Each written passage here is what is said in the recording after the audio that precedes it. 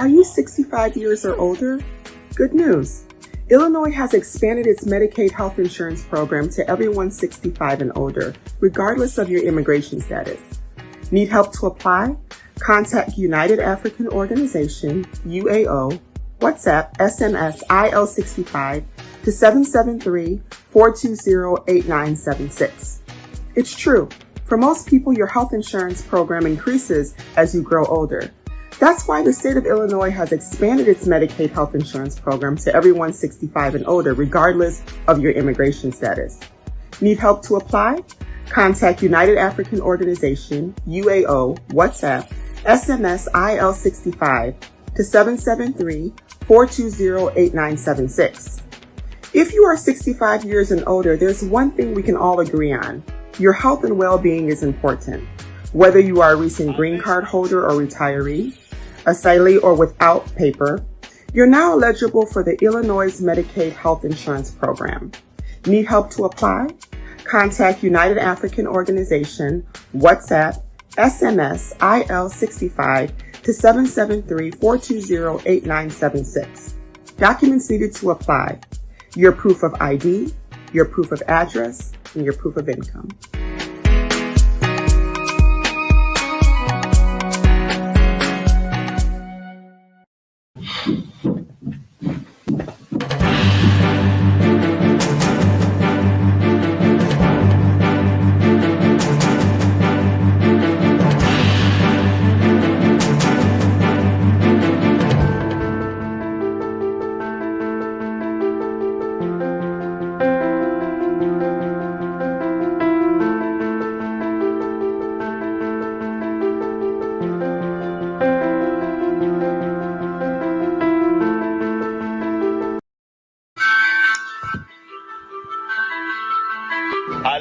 Are you 65 years or older?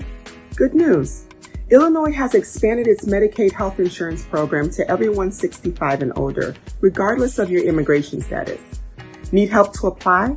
Contact United African Organization, UAO, WhatsApp, SMS, IL65 to 773-420-8976. It's true. For most people, your health insurance program increases as you grow older. That's why the state of Illinois has expanded its Medicaid health insurance program to everyone 65 and older, regardless of your immigration status. Need help to apply? Contact United African Organization, UAO, WhatsApp, SMS, IL65 to 773-420-8976. If you are 65 years and older, there's one thing we can all agree on. Your health and well-being is important. Whether you are a recent green card holder or retiree, asylee or without paper, you're now eligible for the Illinois Medicaid health insurance program. Need help to apply? Contact United African Organization, WhatsApp, SMS, IL65 to 773-420-8976. Documents needed to apply: your proof of ID, your proof of address, and your proof of income.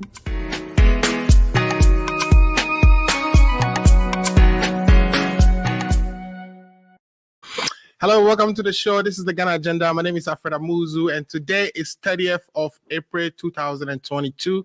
And today we have two interesting topics that we'll be talking about. The first one is who should lead the NPP? Bawumia, Alan Charmante, or Alan Cash, as shortly called, or both of them. We've heard over the week claims or a statement made by Nana Akomia about the fact that it may be the right time for the two leading candidates to kind of form a consensus ticket. So we are going to delve into that. I'll be, asking this of my guests who are regular panelists. In this case, I already have one of them joining me. Marv, I got two. So I already got Afa Mayor joining, and then I have Kojo DC, who would also be joining me today. If you're lucky, we'd also have would have Lifetime Legacy joining, and of course Paul DeSosu of the NDC Massachusetts branch would also be joining. But the second thing we want to talk about today is the Department of State's report on human rights for Ghana.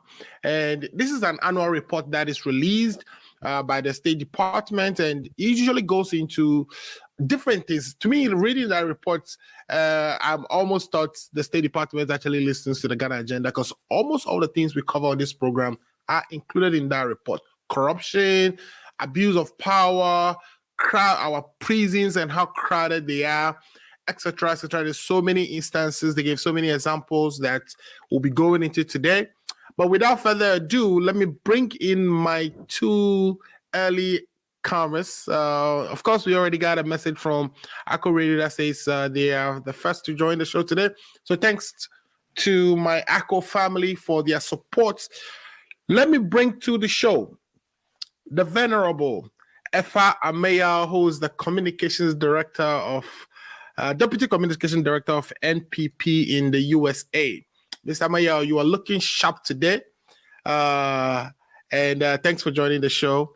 I also have, we also joined by Lifetime Legacy and also Kojo DC. So I think we have a full house right now. We're just waiting on Paul Disosu to also join us, and we would be done with the number of all the guests that will be joining today. So welcome to the show, gentlemen. How are you guys doing today?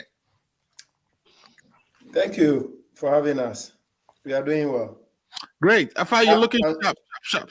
I love it. So I'm going to top it up with I was dressing up, and then I had to quickly come on. Yeah. Okay. I'm on my way to the handing over ceremony for MPP Chicago. Okay. We did our elections, and I was a member of the elections committee. Okay. And so I was the EC. Okay. I was the EC. Yeah, free and fair with all the competence, and we brought all that we've learned from back home. Perfect. Onto the field, and then today is the handing over. So it's gonna be fun. Maybe I got there, take some two thoughts, and then have some. Oh no! You want to do this? Oh yeah. It's called the appetizer. All right. So I'm sure you do a better job than the current EC we have. I'm sure EC looks good on you. Let's put it that way. Yes, sir. Yes. Talk to me, Lifetime Legacy. I know he will do a good job as far as his party is concerned. If he doesn't do it that way, there's no way he can canvass more votes for Bawumia. All right. We all understand he's Alan Shamante guy, but we'll get into all those details today. Come on. Right. Okay. Listen. On that issue, please. Mm-hmm. I don't have a preference. Okay. I will go with whoever emerges. So do you buy the theory of Nana Komia? Oh, I don't buy anybody's theory. I buy a pest theory. All right, we are joined by Akosini Mo. We are joined by Akosini Mo of the Akko Radio, the host of the sports show. Yes, your man. Is he coming to give us some sports? Oh yeah, I think he has a sports show tomorrow, right? Yeah. Okay. So it's unfortunate we heard the news we heard today is we lost Mino Raiola. I don't know if you are familiar with him. He's one of the superstar sports what do you call them? Agents out there. He represents the likes of Paul Pogba, Haaland, some very big names in the game, and he was sick for a couple of days, and today the news came that we lost him. So may our thoughts and prayers are with him and his family. Mr. Kojo, thanks for joining the show. Welcome to the show. How are you doing today? I see you outside making money as usual. As usual, that's what I have to do. By the grace of God, I'm doing okay. And hello to all my panel members as well, and yourself. Yeah, thank you. Thank you so much for joining today, and hello to everybody who is joining us today. Akosini Mo says yes, that Mini Roller is an agent, superstar agent. Okay, great, guys. Let me also use this platform to thank my brother Kojo for granting me the audience the last time I spoke with him. Okay, so you guys got into some business in the background? Absolutely. Like I said, We are brothers here. Beside the politics, the most important is to look after each other, brother. I hear you. I hear you. Thank you so much. I'm glad you're able to do that. All right, guys, if you're watching us, please share the link so that others can also join. Today's show is going to be very interesting. I have assembled some of the best communicators in our industry here in the United States to speak to us about these two topics that we will be delving into today. And the topics are who should lead the NPP? We've heard Nana Akomia proposing that over the years, the NPP usually keeps a balanced ticket, as you see from Edu Boahen all the way down to the current president, Nana Akufo-Addo. It's always someone from the south and someone from the north that would pair on the ticket. But usually, it is not the top candidate of the party. Usually you see, let's say, for instance, in this case, when Nana Akufo-Addo was looking for a vice president, even though the two top candidates were Nana Akufo-Addo himself and Alan Cash or Alan Shamante, he has to balance the ticket, and therefore he went to the north and picked Dr. Bawumia. But here is a unique case where we do have the two topmost candidates or the most popular candidates, Dr. Bawumia and Alan Shamante, being able, if possible, putting themselves together on a ticket. And NPP has never had that opportunity before. So the opportunity then is that instead of going to look for somebody, let's say if Bawumia had won to represent the party, instead of going to look for somebody else in the south, he has another formidable, member of the party who's highly supported in Alan Shamante that he can just slap on the party, and that ticket becomes very formidable. So let's start with Afa on this one. Now, of course, we'll talk about the other, thing which we table, which is the report from the United States about Ghana's human rights records. But let's start on this topic with Afa Mayor. Afa, do you support what we are hearing from Nana Akomia? Nana Akomia being one of the most outspoken members of the party, highly recognized. Even he himself, one would think that he would put himself out to run for president. Of course, nominations have been highly recognized. Even he himself. Somebody's giving us feedback. One would think that he would. Okay, that's okay. Thank you for turning that down. So Nana Akomia, you would think that even he himself would put himself up for candidacy for this year, but of course the nominations haven't been open yet, so that is still that is still not clear whether he's going to run. But he's saying that there is a unique opportunity for the two leading candidates to actually join on a ticket this year. What do you think about that? Do you agree with his assessment, or do you think the person who would be nominated should have the liberty to actually make his own choice?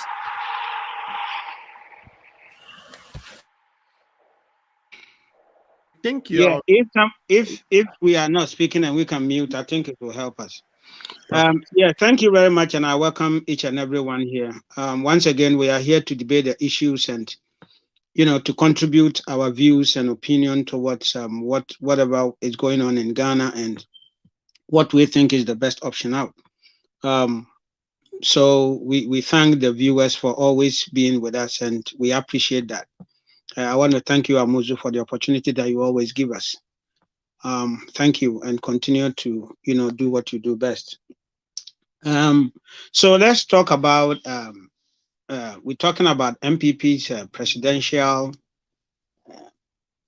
candidate elections and what people have said. Correct. So,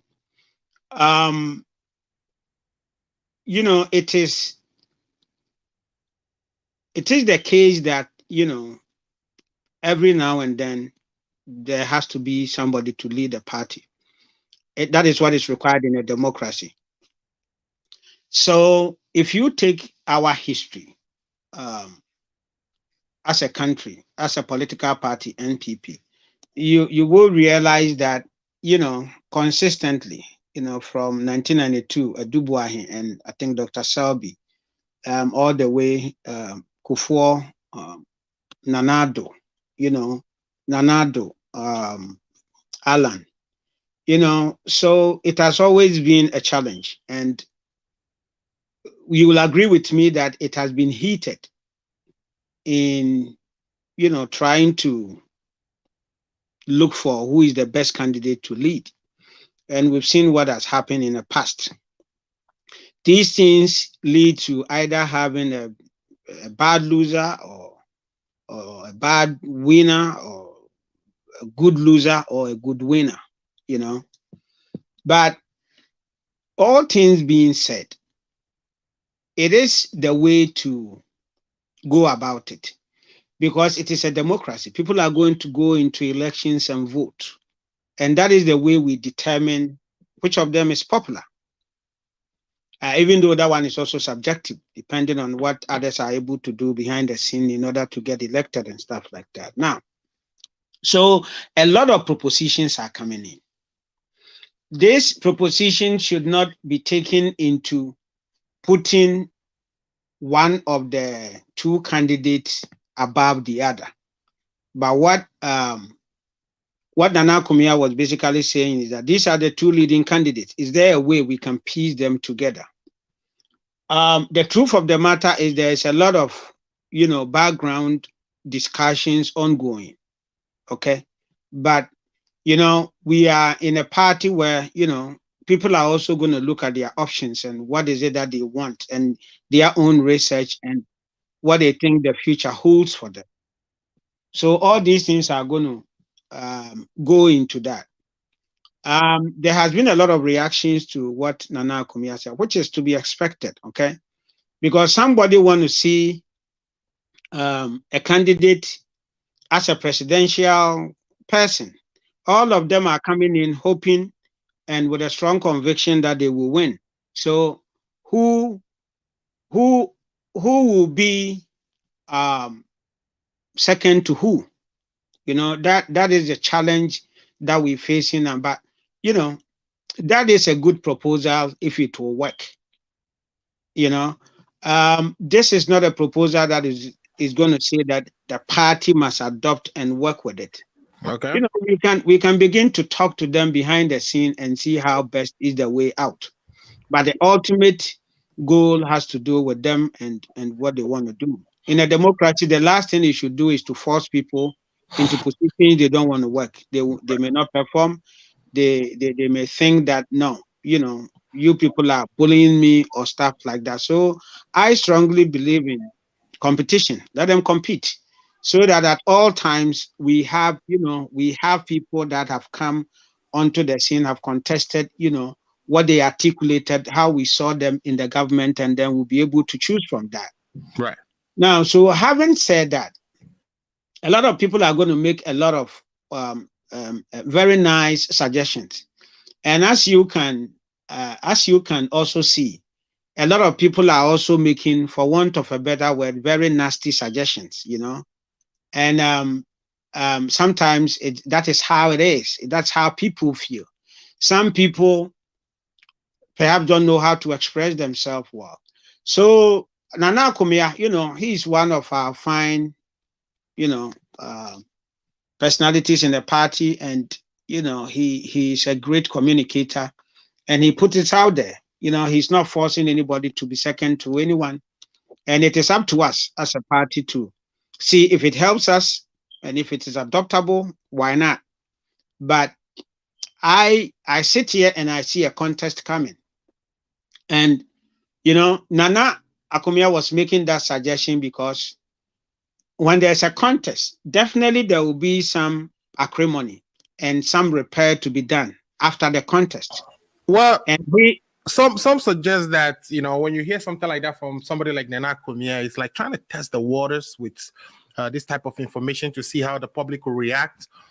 So it's not by chance. This is by design. This is meant to actually test the waters of, okay, if we put this in a public domain, how will people react? Yes. And it almost seems like inside NPP, that didn't sound well to most people because people have political ambitions. Nana Akumia and Bawumia are the only ones running. So this is sort of like the Swedru Declaration type of, or sort of diluted Swedru Declaration type of proposition that, the NPP always criticizes the NDC of undemocratic means of selecting people. Yeah. So I think that in our current dispensation, Swedru Declaration is dead and will not come again. So yeah, but the diluted version. Exactly. So what we're going to have is some form of compromise, okay? A situation where there'll be a contest, but one of the leading won't go, and then we'll get a slot because obviously this one will be the whatever. So sitting here, like I'm saying, I see a contest. Now, for me, what I'm going to tell the candidates, especially the leading ones, we always have conversations with the leading candidates. You ask me who the leading candidates are, it's obvious. I'm not going to mention names. And the issue has always been, let us have a clean campaign. Let us make sure, this is internal, but we don't go beyond certain things that becomes a canker after the contest. And each has a strong feeling that, they're popular enough. They've also done their own research and they can win. Right. So with my experience in election and in politics and human behavior, do not push people to the background. It is very counterproductive. If people are going to lose, let them contest. You disagree with Nana Akumia on let them contest. Let them contest. That is an ideal. What Nana Akumia is saying is an ideal. I don't see it unless something happened. But you see, like I'm saying, with my experience in politics, sometimes people are forced to say yes, but deep within them is no. And when you put them there, you don't get the results. It's for the greater good, right? For the greater good. In fact, people will lose and be confident and work. Then you push them, they give up and they mess you up. Right. Okay. So human beings want to be whatever. But at the end of the day, we must have good winners and good losers. Right. If you have bad winners and bad losers, then you are in for trouble. Okay. All right. Thank you so much. I think you suggested that we should allow people to run so that they don't become bitter after the election. If you tell somebody don't run because we've compromised and we've identified some 2 top candidates to lead us, you don't know what happens in campaign. People will say doing the trails, and that perhaps might be their end. So you're somebody who's not a leading candidate or in the bottom, all of a sudden would emerge and rise up to the top to win. But practically what we are talking about, especially being that it's a delegate type of selection, I don't even call it election, that sometimes maybe the best thing to do is to compromise. Let me bring in to this conversation Mr. Apollon Gasto, Lifetime Legacy. Lifetime Legacy. We remember Swedru Declaration where a similar thing occurred where Chairman Rawlings, in this case, he was president then, had appointed or lifted the hand of John Atta Mills to be the one to represent the party. And John Atta Mills went on to become president, who, most Ghanaians actually fell in love with. So the idea is not bad at all. If we identify a particular set of group of people who we think have demonstrated enough that they can lead a party, and therefore, a leader who has done that before himself, or people in prominent position who had opportunity to work with these individuals, come to decide that there should be a consensus, just like the NDC did before. What is wrong with that? Alfred, thank you, and thank our listeners and viewers for making time to listen to us at this material time. as we discuss the political fortune of our nation, Right. regardless of whichever party is concerned, whether it's NDC or NPP, at the end of the day, it is to the country that you and I call home. Right. So whatever happens in one particular backyard of a political party must be of a concern and of interest to all of us. So in that regard, I'm going to make my submission. I'll also take the opportunity to say hello to my co-panelists who are also my panelists also over here. Alfred, Nana Komia have been making this call over the last 3 months now, since I have been monitoring. I think you were saying that since last year. Okay, But so I have been listening to him now we making are in this the call. political season, so it means something. Yeah, Yeah. I've heard him making this call. Anytime there is such a discussion on Good Morning Ghana, he have adopted that position from day one, and he had been advocating strongly for such position. The question is, what is wrong with that? For me, there's nothing wrong with it, but then that would be unfair to Alan Martin. I say this because when you recall in 2008, the contest between Akufo-Addo and Alan Martin at Legon, we can say on authority that Akufo-Addo was not duly elected during that Congress, which he continued to become the flag bearer afterwards, 2012. Has And now, Akufo-Addo ever be duly elected in your book? I will finish by the time I finish, you will understand where I'm coming from. All right, go ahead. So even in that Congress in 2008, he was not duly elected. Alan Chamati had a gentleman way of doing things with Akufo-Addo. There was a tie, and the two of them supposed to rerun for that particular election. And Alan Chamati honorably decided that he will withdraw from the race and let Akufo-Addo have the chance to go. I recall vividly when Akufo-Addo mounted a podium, he made a statement that suggests that any person who have been in the queue for a long time in their tradition is offered opportunity. So he made a statement that Alan will be the next person to succeed him after his chance. So as a matter of fairness and principle, one is expected that regardless of whatever a contest is going to be, I'm not ruling out a contest, but Akufo-Addo, Alan will have the blessing of Akufo-Addo based on the commitment and the promise he made in 2008. But hey, politics, there is nothing like permanent friends or nothing like permanent enemy. So I won't be surprised. This contest is a contest between the Ashanti and Achim. I say this because the Achim, on the other hand, want to solidify their base by making sure they continue to have Bawumia in their as a candidate, let alone sequence to become the flag bearer of the party. He's the only person who can probably cover some of the wrong deed when the opportunity is given.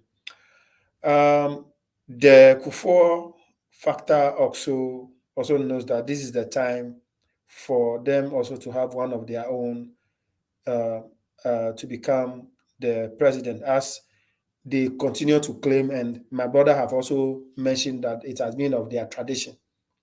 So in that regard, there's nothing wrong with Nana Komia's proposal, but this is the reality they are going to face. What does this mean to we in the NDC? For those of us in the NDC, whether it's Alan or Bawumia, the value is the same. Come 2024, NDC is going to win election to form a new government in 2025. Okay. That one, it's not arguable, and the NPP themselves even know the signs are clearly on the wall. So we are not worried about whoever the candidate is going to be.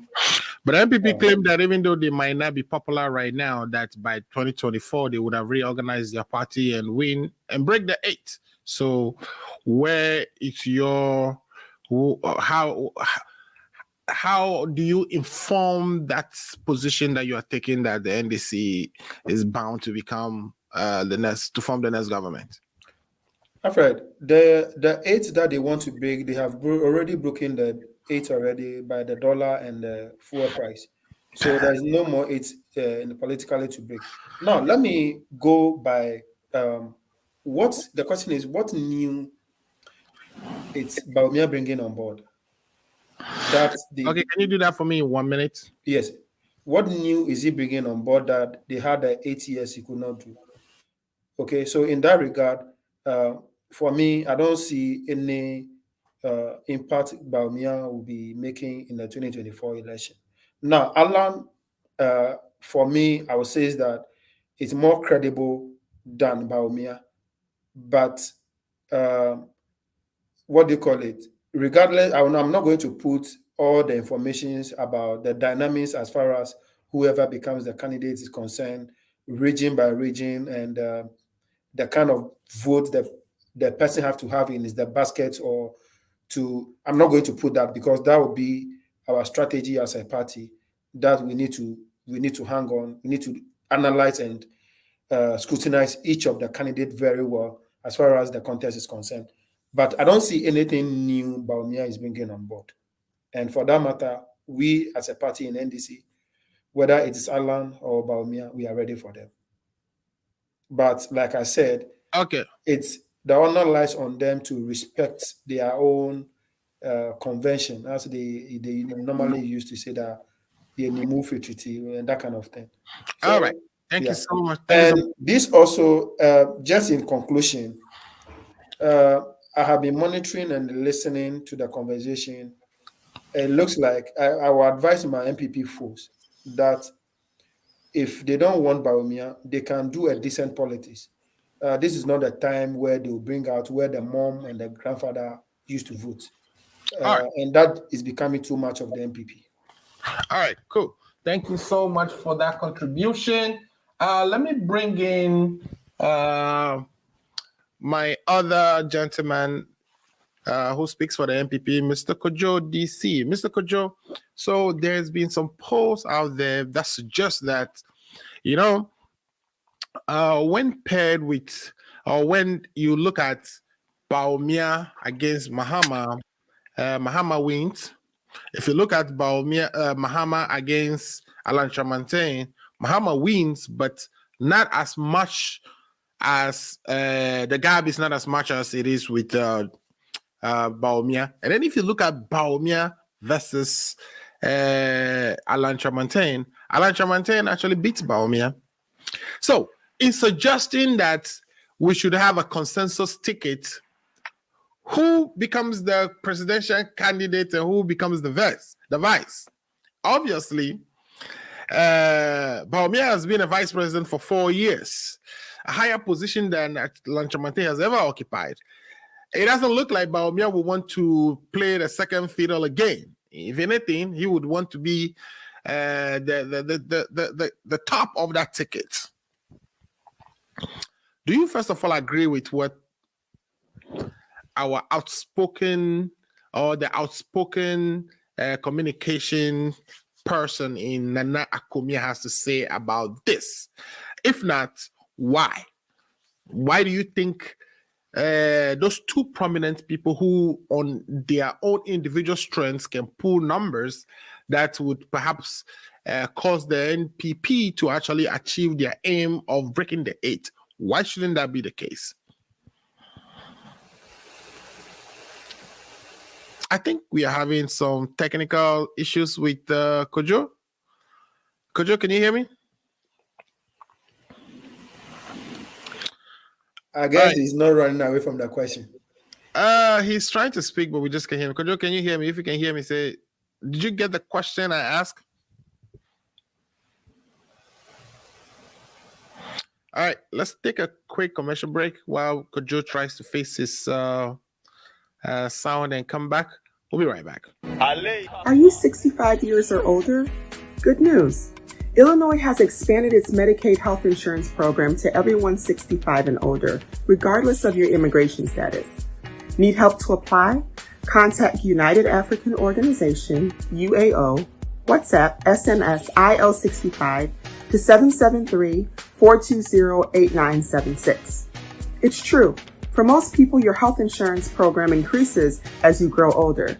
That's why the state of Illinois has expanded its Medicaid health insurance program to everyone 65 and older, regardless of your immigration status. Need help to apply? Contact United African Organization, UAO, WhatsApp, SMS, IL65 to 773-420-8976. If you are 65 years and older, there's one thing we can all agree on. Your health and well-being is important.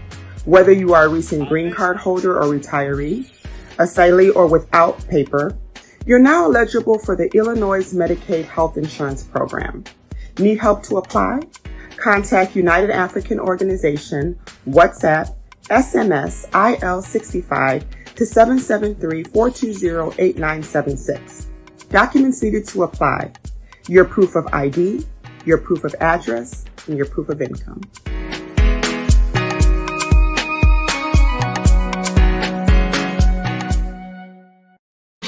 All right, welcome back to the show. My name is Akadamuzu, and we are discussing who. Now, may panel discussion. All right, I thought we can hear you. Anyway, we are discussing who should lead the NPP for the 2024 election, and I have here with me Kojo DC, who is from the DC area, representing the NPP. I also have Bawumia, also representing the NPP from the Chicago area, but he is the Deputy Communications Director of NPP in the USA. And my good friend, Lifetime Legacy, who speaks for the NDC. Mr. Kojo, can you hear me now?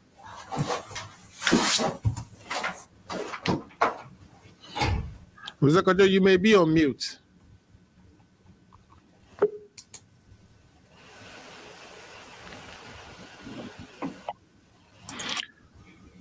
Kojo, you're speaking, but we can't hear you.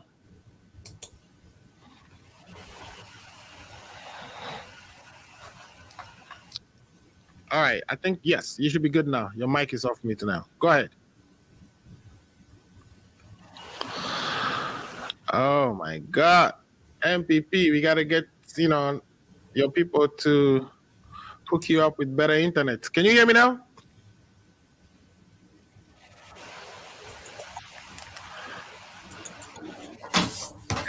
All right, so I think we still have difficulties with Kojo, but he'll keep trying. And as soon as we can hear him, we will bring him in to actually answer the questions put to him. So, Kojo, if I were you, I would log off and log back in. Exactly. Yeah, Kojo, if you can hear us, you want to log off and log back in. Log back in. Okay. All right. In the meantime, let's welcome to the show Paul Disosu of the NDC. You already know Paul. He comes with fireworks. Paul. There's a question here from, first of all, welcome to the show today. It's good to see you as always. There is a comment here from Honorable Boslinga. He says that NDC was in comfortable lead in 2026. In other words, he is referring to what my brother Legacy was saying, that as far as the 2024 election is concerned, NDC is going to win anyway, so it doesn't even matter who leads the NPP. Paul, the question I have for you is, we've heard all these things about the NPP wanting sort of a consensus ticket. And we know we've had consensus tickets in our history before, where Chairman Rawlings lifted the hands of Atta Mills, who went on to become a very good president for Ghana. So the antecedent is there, and it is a very good one. why shouldn't the NPP go into a consensus and just, choose their candidates who they believe, the two who they believe are best for, their fortunes, and avoid spending all the money that they have to spend going around the country trying to, campaign, etc., etc. We know it's not cheap. It is expensive. For the NDC, the candidate is almost certain to be John Dramani Mahama, and therefore that going around and campaigning and trying to convince people is not going to be as necessary. But the NDP has to go through that. For them to save money, for them to jumpstart the campaign and do the presidential campaign instead of the primaries, it is important that they come to this consensus. Do you agree with the assessment of Akomia, or do you think, as FA says, they should allow everybody the fair chance of, running and being fairly chosen for the party by the delegates? Well, thank you very much, and I'm grateful. I'm back. I hope you can hear me. Part of this program. Yes, I can hear you, but let's take Paul Disoso and then we can bring you back. Sorry. All right. I'm grateful to be part again this afternoon, and we have come here to speak the truth, nothing but the truth. Correct. Well, whatever happens in the NPP is the case of my good friend Ifeanyi and DC. We don't care about whatever happens in their party. What we care about. What do you mean by that? What do you mean we care? Because everybody. What we don't care. I am speaking as an official of the party. I am official of your NDC party. Okay, NDC party. I'm telling you that we have no concern, or we don't care about whoever they choose to become their candidate.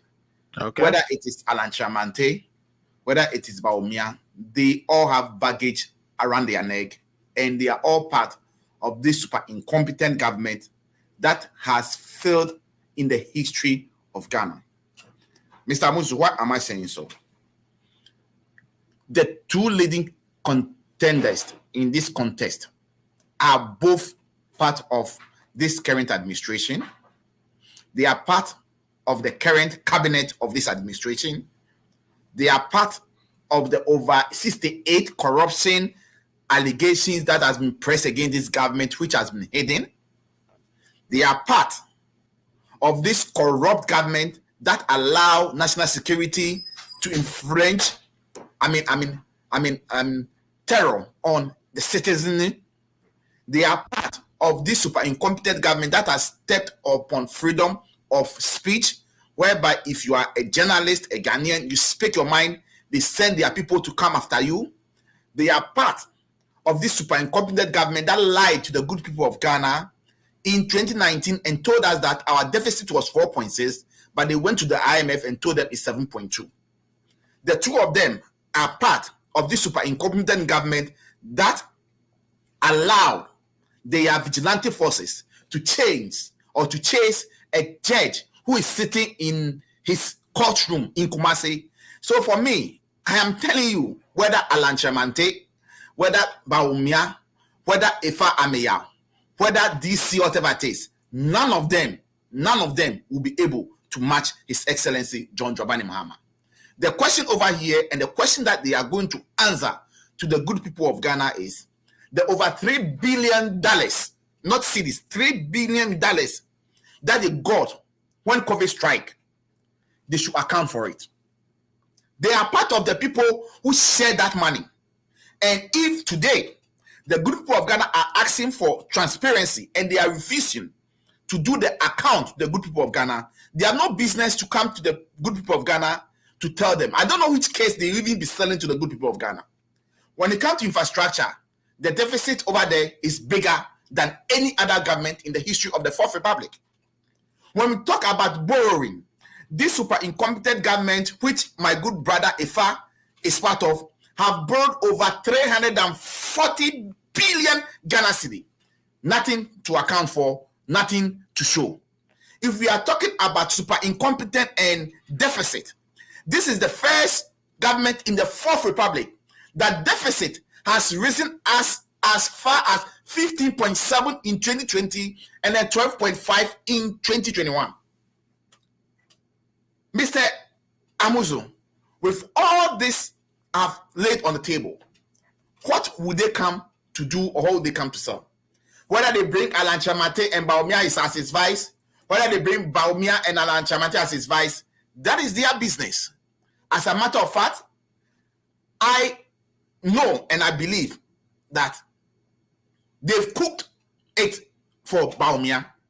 And why are they doing so? Because they know that the numerous corruption allegations that have been leveled against this government, if Bawumia don't succeed the president to cover all the corruption deals which involve the president, and I can mention two of them. Ejapa, the president is deep in neck involved. And Mary Deal, the president is deep involved. At least these two deals, they know if they don't cover up and bring Bawumia to cover up, His Excellency, the president, will be in big hot waters. But are you suggesting that if he was Alan Chamate, that he will not cover up? Alan Chamate might not, will try to cover up, but not as that Bawumia will do.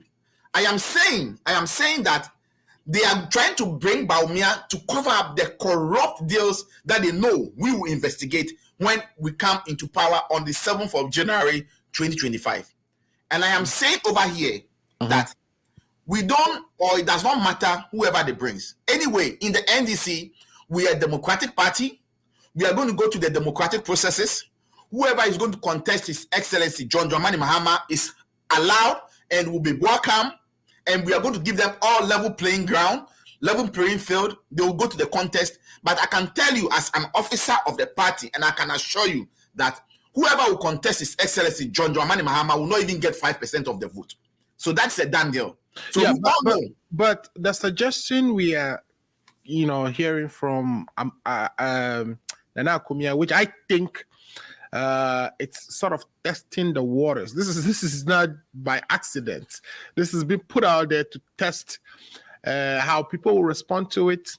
Don't you think that would make a formidable ticket? Because you're considering that Alan Chamate already has his own followership. In other words, people who follow him, love him, would want to see him as president.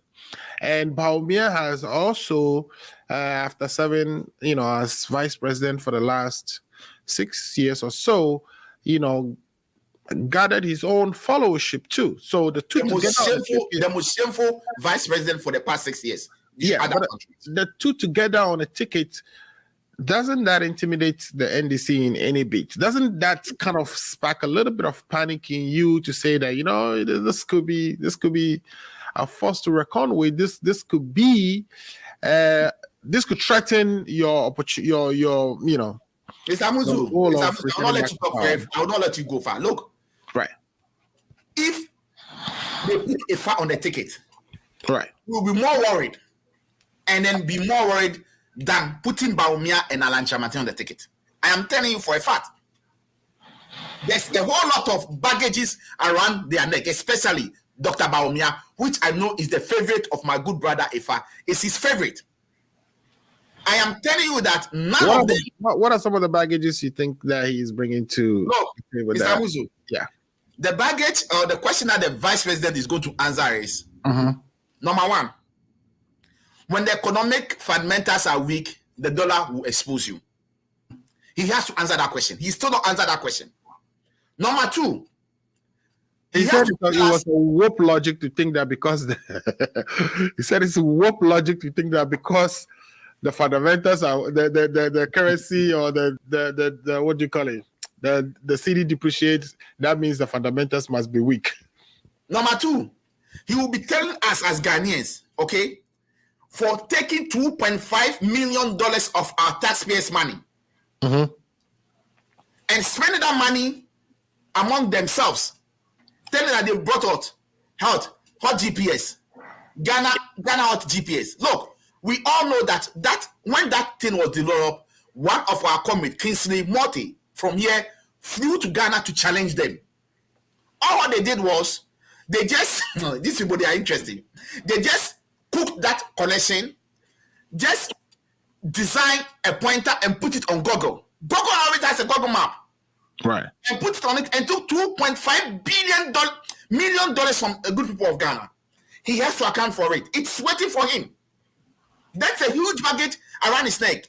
Number 3, when it comes to the lies, series of lies he's told to the good people of Ghana, we will put all of them. Look, the 2024 election, Mr. Muzu, is going to be based on fact, evidence, video, audio. Presentation. Okay, let me also ask. So, what do you think are the baggages that Alan Chamante would bring to the 4th? Alan Chamante's baggage is a little bit lesser than that of Bawumia. Bawumia has a huge baggage around his neck. Okay. Alan Chamante don't have baggages, but he might also struggle a little bit. What Some are they? of the baggages are the Ekunfi factory. He's the Minister for Trade and Industry. A factory that we borrowed how many millions of dollars? $12 million is, am I right? To build. You ended up trying to sell that factory for less than $5 or $4 or $3 million. Those questions. $34 million. $34 million. 34 million. Good. Thank you, my brother, for correcting me. You know, I always come clean if I know. I got a factory that was built for $34 million. He has come out to say he has devalued to $12 million. Right. Those things are there for him. It's waiting for him. The cash for seat saga, even though it was not he was not the one directly, it happened under his ministry, whereby Carlos took some money for cash for seat for people to sit beside the president. All those things, the NPP used their numbers to bulldoze through, and they did not allow proper investigation to take place. You remember, for the cash seat for cash for money, the minority wrote their report. They stepped and they did not allow that report to suffice. Okay. They rather brought their cooked report. Okay. So as for me, I'm not a member of the NPP, but if I can tell you on authority that the NPP party I know, we are all political animals. Okay. If the current president, who is vindictive, who is always authoritative, who also want to go to after people, who allow free, fair, and transparent election without not interfering in the processes, I can tell you, and I can bet my $500 on it, that Bawumia can never beat Alan Chamante. Look, let me tell you, the NPP fraternity, they are people, they believe in loyalty. As much as I have taken this off air with my good brother Efa, that Alan Chamante will be having that tag whereby he resigned from the party, I don't think it's going to be a big deal, even though circumstances beyond his control made him to resign. But within I think 3-4 months, he came back to the party. So that is that's going to be a hurdle for him. But if you're talking about loyalty, Alan Chamante is next in line to be giving that presidential slot. Why? Because at Legon, when they went for Legon, when Nanado became the president, there was instances where they were supposed to go for a roundup. Right. Because Nanado did not get the 58+1. Right. Alan and Nanado were the two top contenders. So they compromised. Alan is a peaceful person. And he want and love his party. He allowed and said, let Akufo-Addo go. And if Akufo-Addo is mindful and a sportsmanship person, as he claimed that he's a sportsman, he should do the right thing. He should not interfere. He's not allow his national security to interfere, intimidate people. There's a free and a fair election, and I believe His Excellency Alan Chamante will end up being the candidate. Hey, you're already giving him His Excellency. Thank you for that. Of course. In 2046, when they'll be coming back to power, he might be in his 80s, so he might be leading the party. No, we don't need another 80-year-old at this time. Anyway. And I hope Dr. Atu should not come and do any propaganda here, because I'm ready for him. Yes, Dr. Atu just said us greetings. He says... He's there. I can see him on the show. He's on the show. All right. Okay, thank you so much for that submission. All right, let me bring in my brother, DC. DC, can you see if your sound works now? Yeah, can you hear me?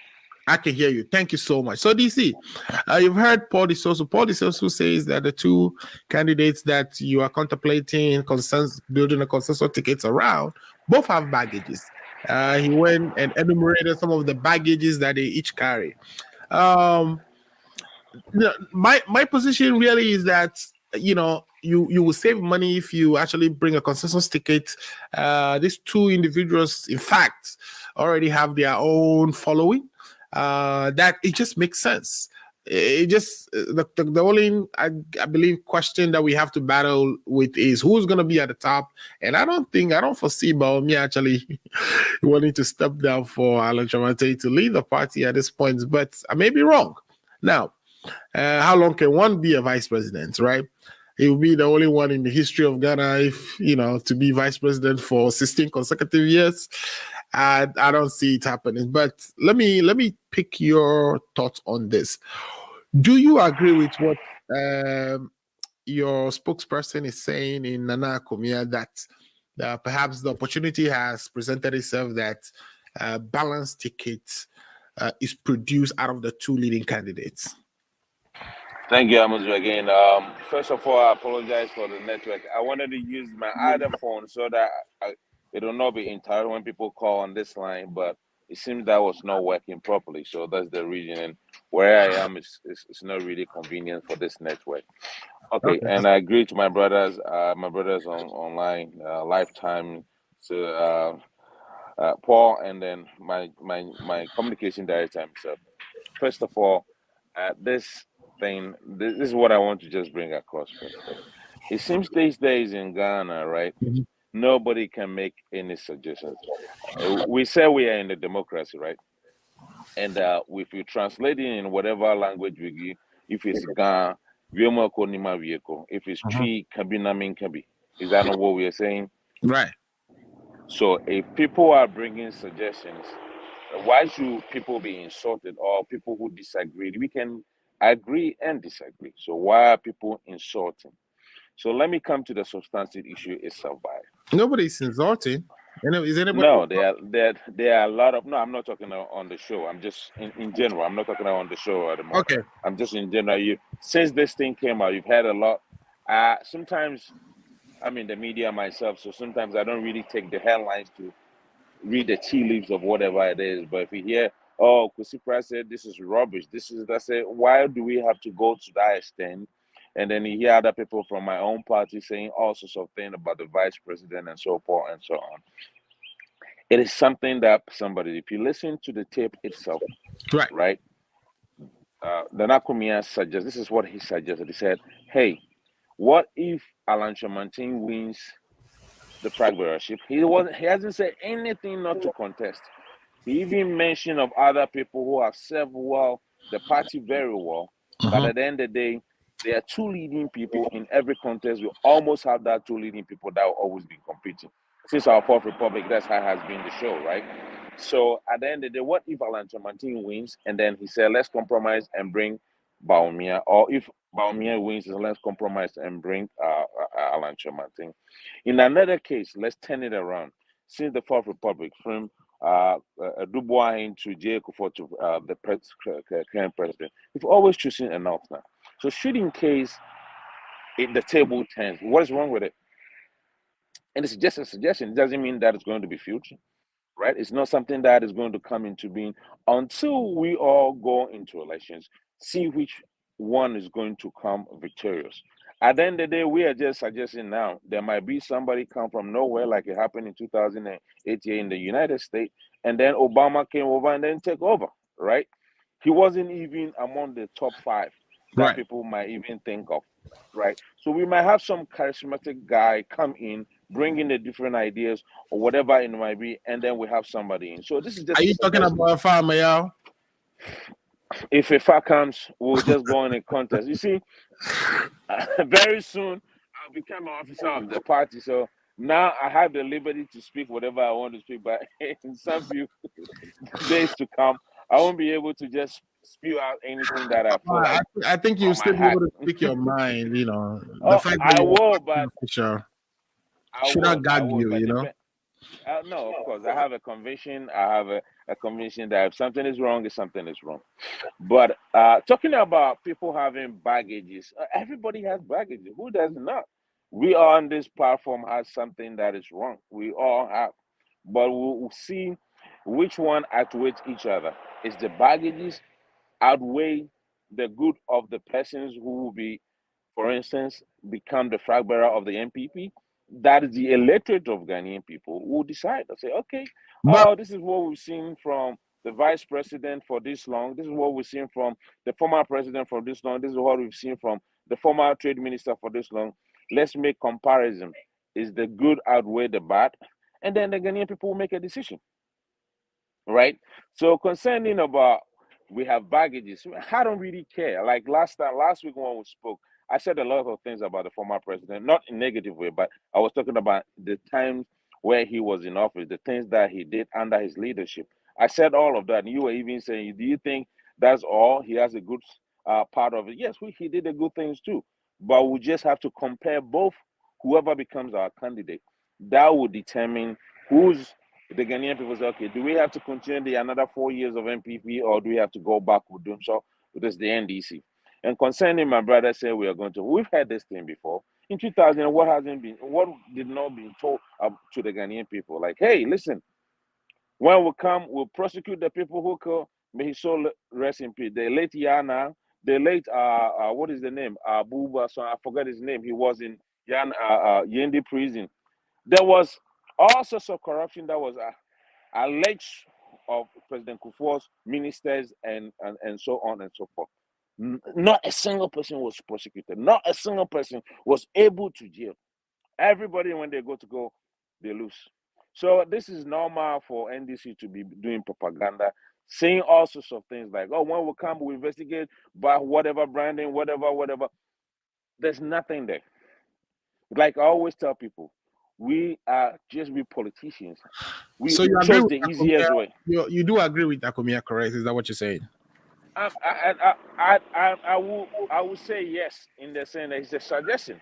Okay, let's bring out. Let me ask the next question. Yeah. Why is it that the party is so fixated on personalities versus ideas? Because in as much as we want to see the two top leading candidates, it is interesting that nobody's talking about what Bawumia would do when he become president versus what Alan Chamante would do when he become president. All we are talking about is Alan Chamante, Bawumia, as if the personality is enough. We are in America, and we believe that politics should be devoid of just strong personalities and more of ideas that will move the country forward. Where is the idea? Right. This is the we've not crossed that bridge yet, and this is what you have to understand.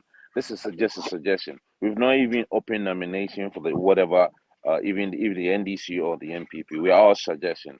But when it comes to when we are pretty much actually drawing the conclusion. Now let's put us on a consensus ticket when we haven't heard what Napo wants to do for the country, or we haven't heard what Mr. Akoto, what is it? The Minister of Agriculture wants to do for the country. Yeah. So no.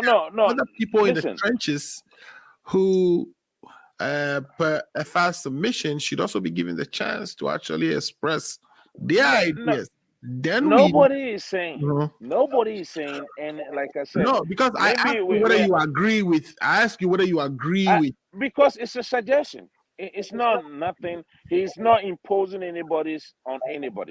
It's just a suggestion that he thought at the end of the day, if, for instance, we go to Congress and at the end of the day, Alan Chamantin becomes the flag bearer, he will wish that he brings Bawumia on board to become the vice president. If it turns out to be the vice versa, it becomes the same way. That's not what he's saying. That's not. He's saying. No, that's what.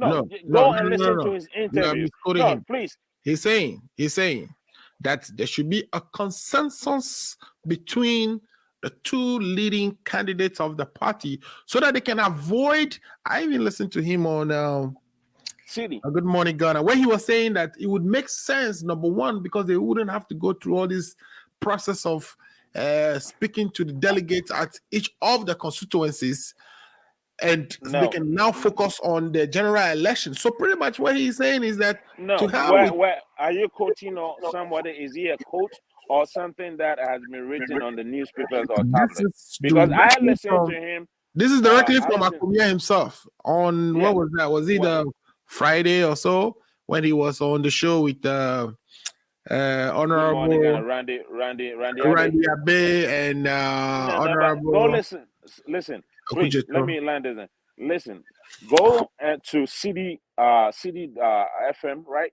and listen to the interview that he granted. He was really specific. He said, well, I think you haven't listened to him after that because he's been talking. He hasn't stopped there. Like I said, on the Good Morning the Good Morning Ghana, he went further to say one of the reasons, so one of the advantages could be that, you know, it would prevent the candidates from having to go around trying to campaign. Huh? But he's not imposing. That's a suggestion. He's not imposing his will on anybody. But that's what I'm his suggestion. If you agree with him, by you agree with him, by majority of the people within the party agree with him, who are the majority? Have we made any polls to see who is the majority, who is the minority of which side? We're just throwing things out there. There's nothing like a majority and minority concerning this very case. What I'm saying is, for what he's suggesting to work, right? For what he's suggesting to work, it means that he's asking for a bypass. He's trying to say that the NPP should bypass the customs and the conventions that they've had for all these years, where they will go to Congress. As a matter of fact, have campaigns done in all the constituencies to convince the delegates to come and then vote for the candidate who will lead the party. He's saying that there should be a consensus, sort of like we saw in the NDC. What is wrong with consensus? What is wrong? So now we have a problem with consensus. Is that what you're? Even from your own, what you just said, you're saying he's suggesting.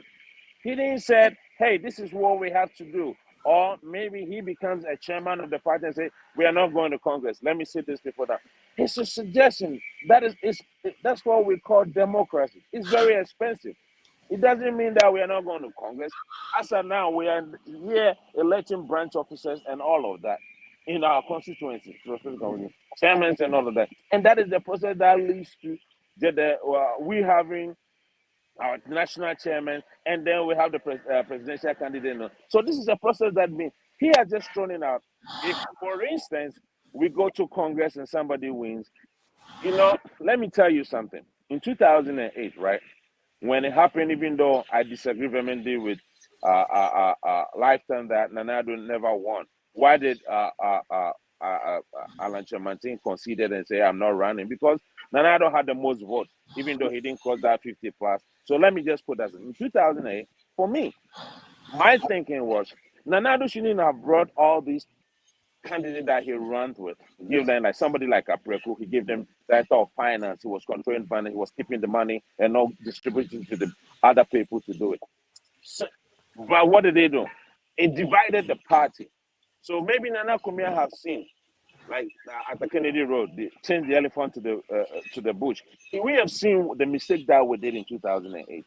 That divided the party. That becomes a Kufuor's fashion and then a Kufuor's fashion. Now we've been in government for 8 years now. The Kufuor's fashion that we thought we don't agree with, we don't even want to bring them. Alan Chamantin is the most, I don't know when he's going to resign or he's going to go off. He's the most served Minister of Trade ever in the Republic of Ghana, in the Fourth Republic, right? Okay. This is the same people. So what we're saying, he's saying that for me so that we can move to the next topic. Yes, what we're saying is this is a suggestion that he has brought it up. Is that something that is good for us? We all have to debate and think if it's right or not. Other than that, I don't see any biggie on this. And before I conclude, all this issue talking about the Ghana GPS will be prosecuted. See, or it was lifted from Google and then listen, the 26th alphabet. We don't we have that 26th alphabet? Everybody know ABC to Z, but somebody made words out of it. It's the same thing. It's something that is already in existence that you create something out of it. Facebook and all of it was created, some structures that was already in place, and somebody had a different idea but to bring something out of it. Nothing in this world is in the vain. There's always something of existence, and then somebody will say, "Oh, this is how this thing is. Let me add something to it so it'd be useful to other people." So we'll be welcoming whoever comes in there with their suggestions, like we're going to prosecute, we are ready. What happened to 22.5 billion Ken bond? Yokujeto came here and spoke all sorts of things. Where nobody, it's just political noise. Okay. They're ready. We'll be there. I hope they will never even win, but if they do, we'll be waiting. All right. Thank you so much. All right. Let me take this quick comment and then we'll take a break, come back and discuss the next topic. Echo Radio. I'm sure somebody's hiding behind Echo Radio there. Says Mr. Buzu. Nana Akumia doesn't speak for the NPP party. He's just stating his opinion. Let's not fixate on that. Yeah, but what we are saying is, this could be a test of the waters. Of course, when Nana Akumia speaks, he's not speaking out of ignorance. This is somebody who speaks for the party on issues. Bring it. He speaks for the party. So he's not just saying this because he woke up this morning or that morning and thought this is a beautiful thing to say. I think Mr. Akumia is testing the waters with a possibility. And we are saying that should that be the case, if, what Akumia said, should that be something the party wants to practice? Well, should that be something the party wants to embark on? What is going to happen is it will cause for, or I'm describing it as a situation where, the party is not even considering ideas at all. They're not considering what somebody like the Agric minister would do for the country. They're not considering somebody like Napo, who's also interested in becoming president, would do for the country. They just fixated on the personalities. And they are saying that, let's bring Bawumia and whatever to lead the party, when in fact, what we should be doing is considering ideas. Let's take a quick break. When we get back, we would discuss the United States Department of State's Human Rights Reports on Ghana for 2021. We'll be right back. Just one more pic, JJ, please. Oh, Mama. Really? Smile. It's not every day my eldest son graduates. I couldn't have done it without you. All without Auntie Jane's generous support. Here is to Auntie Jane's well-appreciated World Remit money transfers. World Remit Corporation is licensed as a money transmitter by the New York State Department of Financial Services, as a foreign transmittal agency by the Massachusetts Division of Banks, number FT 1179663, and licensed by the Georgia Department of Banking and Finance, NMLS 1179663. Massachusetts Foreign Transmittal License, FT 1179663. World Remit, a better way to send money. Download the app or visit worldremit.com. All right, welcome back to the show. This is the Ghana Agenda. We are on every Saturday from 2 p.m. Eastern Standard Time to 4 p.m. Usually joined by some of my good friends, some of the best in the business who speaks for their various parties. I'm again here today with Mr. Efa Ameya, who's the Deputy Director of Communications for the NPP in the United States.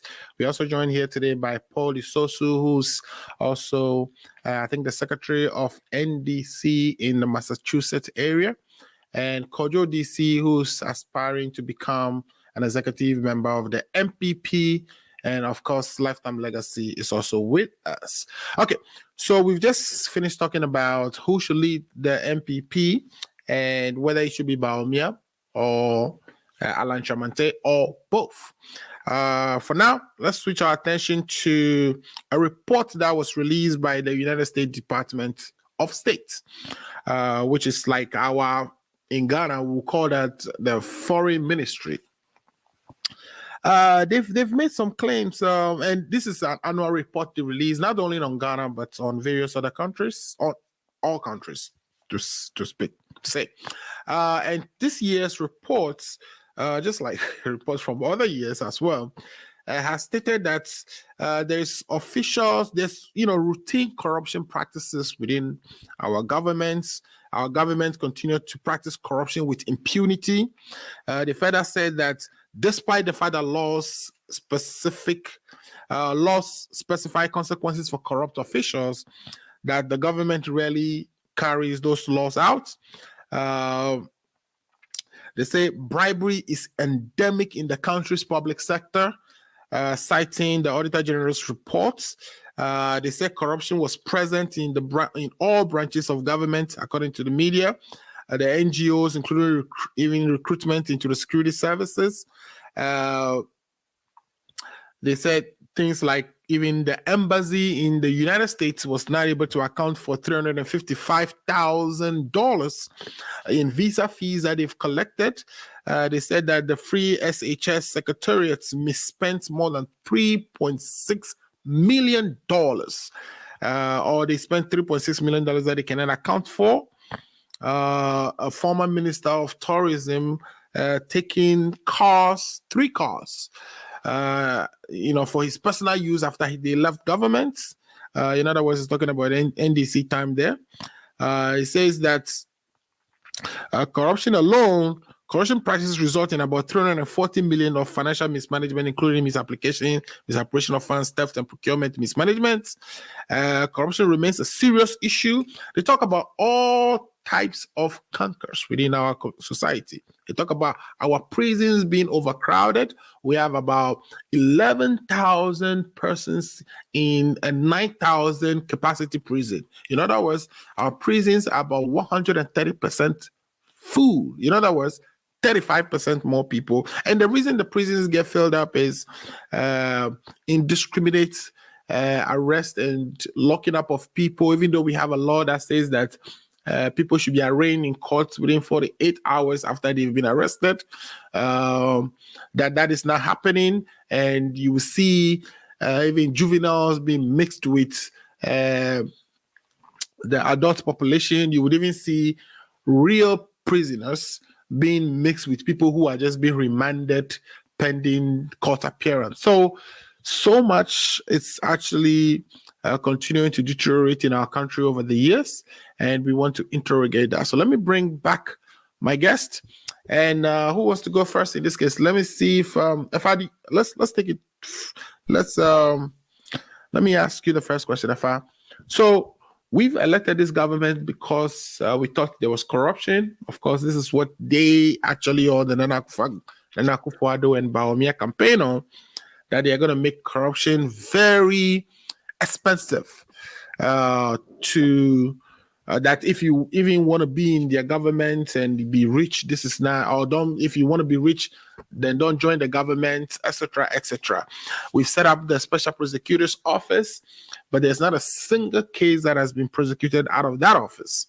Even a new one coming on, we're all hopeful that something new is going to happen. Nothing continue to happen. So is the United States right to kind of point out all this? Even though we know the US have their own problems, it looks like nothing is changing in Ghana and things are actually even getting worse. What do you say to the United States with all the things they are pointing to, that because of these things, our record is looking bad and bad year after year? Yeah, thank you very much. But before I go on that, I want to explain something. First, to lifetime legacy. Yenim wufritete is a word for our elected presidential candidate to the Ghanaian people. Okay?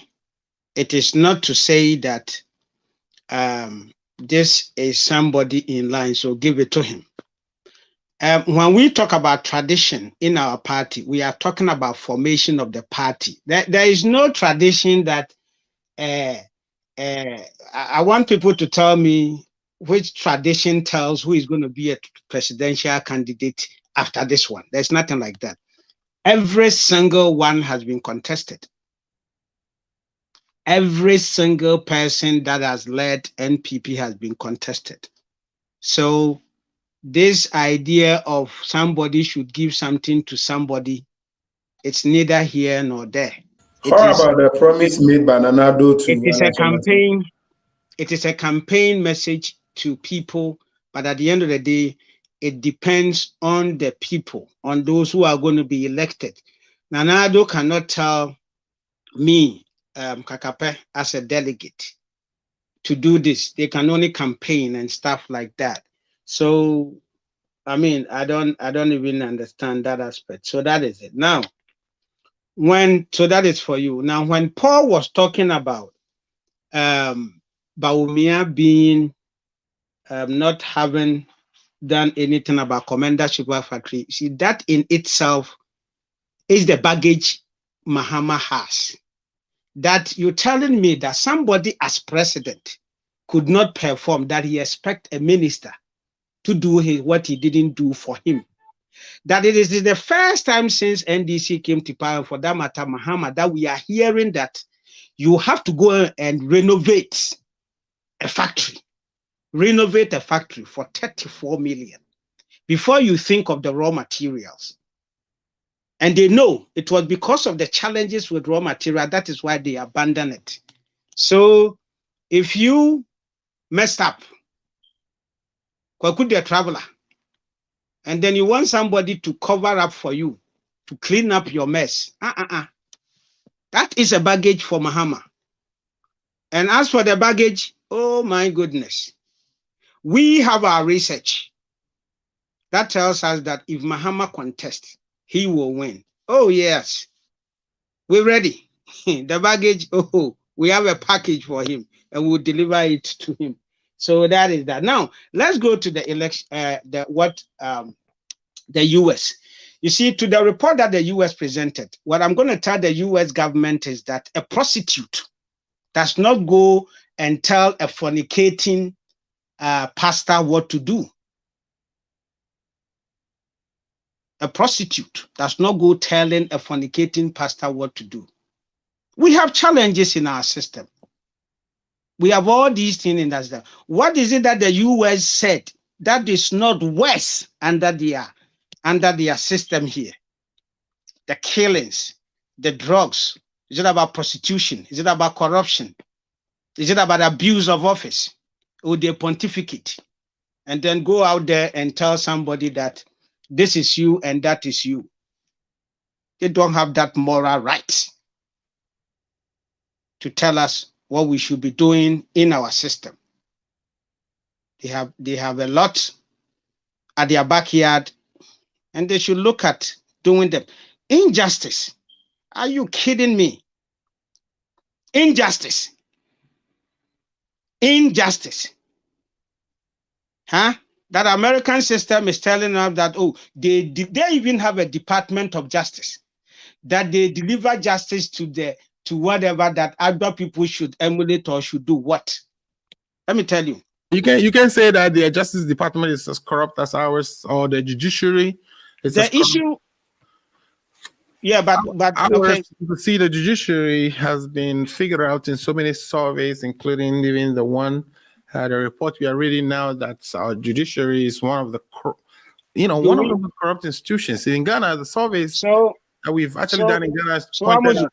Yeah, we have a problem. We have reports and stuff like that.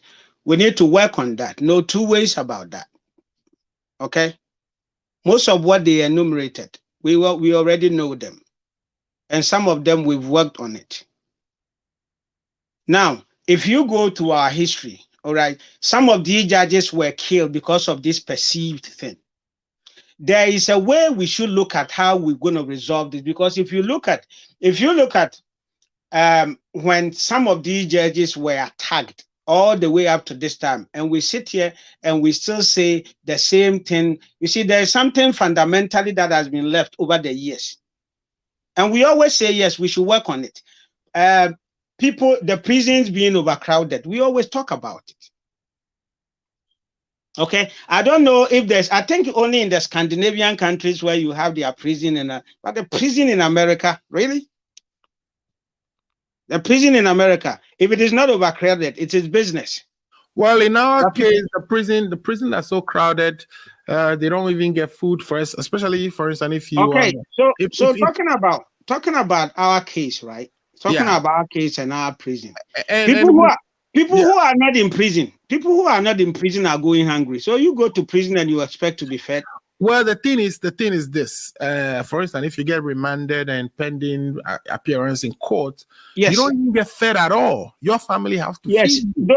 Those cases are worse. If don't feed you, the police have to actually go into their pocket in order to buy you food. And we are saying that some of these things has been with us for years. But at the same time, we are building a cathedral. At the same time, we are spending money on things that you and I would, question that, because the thing about the prison is, if you don't fix it now and something happened to you and you go into the prison yourself, who said, oh, that one. In fact, that I don't have. You see, there are certain things. Let us not have mercy for the leaders on it. Like a leader ends up in prison. A leader is killed on our road. A leader goes to hospital, and because we don't have, they get killed. Don't have mercy for them. Have mercy for the one that is innocent, that did not have access. So, as for a leader having the taste of these things, I always want them to, like on the road, they get killed. The politicians and those that are supposed to fix it. That something happens, emergency, they go to the hospital and they have a taste of it. So we don't build those things for them. They are over there to build it for the people that are vulnerable. Yeah, okay? I'm bringing this up because you're comparing the United States having prison issues with the Ghana. What I'm saying is there are a lot of prisons, but their prisons are now overcrowded. What I'm saying is that their prisons may not be overcrowded, but people go out there and they become worse into the system. There are neighborhoods. Listen, there are neighborhoods that you call police, they are not even going to show up in America here. Right. There are places that is just they're giving birth for people to end up in prison. No, I mean, is the police even making choice not to come up because how dangerous the place and all that kind of stuff. Now, I was talking to a police officer before they show up. I was talking to a police officer in Chicago, a Ghanaian police officer last week. You see, there is not a match between the people that are retiring and those that are getting in, because they're getting shot and people don't matter. Every weekend in America, Google. I am not saying we shouldn't pay attention to what the report is saying, but where it's coming from. A prostitute preaching to a pastor that has fornicated, So what I'm saying is that, you see, we should take off this mindset of somebody can come and fix your whatever for you. We have a problem as a country. There has been consistent report locally that deals with some of these things that has always brought them up. Government come, government go. They promise to do this, take care of this and take care of that. We should pin them towards resolving our issues, other than it becomes a topic because America is talking about it, or Israel is talking about it, or all these people are talking about it. Are you disappointed that we still have not dealt with some of these problems that? Yes. Yeah. Very much disappointed. Now you see, so we need to, like, all that we talked about, right? For instance, you see, when we talk about bribery in the judiciary, right? A case in point is the person that made allegation against the Chief Justice. How many months now? And what has happened to it? So some of these things feed into people thinking that maybe there's something. Clear it, and then let's move on forward. You get what I mean? But let it be about some MP who is representing his people. MP, you are even going far. MP is far. Let's go to the Makola market. Let it be about some Makola. They will deal with the case right now. These things are not good, and we need to work on them. Okay? We need to work on the judiciary. I mean, you see, all the problems that they enumerated, they are not new. They've been with us consistently. And in fact, for me sitting here, some of them, it is better this time than, but if the problem exists, we are not going to do comparative terms and say, oh, maybe the percentage of whatever at this time, or you see, when the problem exists, and some of these things, we should have taken them off our system than, allow us to become a mockery of the international world, and coming from countries that also, find themselves in the same thing, and they will not even focus on fixing theirs, but they poke their nose everywhere into thinking that somebody gotta fix something because they are the police of the world and all these kind of stuff. We need to be responsible. We need to see ourselves as, this and these and these are the problems. The problem with infrastructure deficit, the problem with the civil servants, the problem with corruption. And I agree with you. The office of the special prosecutor. You see, this is what makes, when I was here and I was saying, oh, Ajabin will do the second one, the first one, I said, yeah, this one I say it's gonna work. And then Ajabin came, and then Paul was telling me, Kagape, take it easy. These people, and then you see, it makes it sad. It makes you sad. What is preventing you? If you cannot work, tell them, oh, this office, unfortunately, it can't work, so let's push it aside. But you've been there, you don't give us the report, they get paid, we have money in there, and all that kind of stuff. Yeah, Amuzu. March 4th, I pay for 5 passports. 1 week each. Up till now, only 2 have been received. You see, there is something fundamentally wrong with the system. And it looks as if, if I were there, I would have taken them. If I were there, but you see, they go and the system is, sir, they say come and pay this. They say come and do this. No, I came to the office, I came in there. But you see, if I had passed outside, if I had passed through someone else, people were charging some other whatever, then you would have had it. So you see, the thing is there, then there's find a way to create some kind of cloud. And leaders seem to don't know what to do. So when you have a country where people like Canada, Japan will come on radio and complain about certain things that, hey, seriously, when you on the radio, certain key figures, powerful people will come and complain about things that, it's just a phone call away or stuff like that. Then it tells you that, the whole system needs overhauling. And it is not a case of just putting it on this, on that one there. But there has to be that consciousness that, no, we are running the country down and we need to get up and do things right. Everybody has a stake in there. But much go for the leaders, much go for people in government, people in high places, that are supposed to put their foot down and cause a change. Thank you so much. So FR has just effectively indicted his own government, and which means that perhaps we can excuse the NDC people now because FR has done your job. No. I didn't. Every government. Okay. All right. So Lifetime Legacy, if you are there, let's hear what you have on this issue. All the problems that we've had in the past continue to exist and continue to get worse. And we have even our, other neighboring countries pointing to us where our problems lie. Me listening to this, I was telling myself that it probably seems the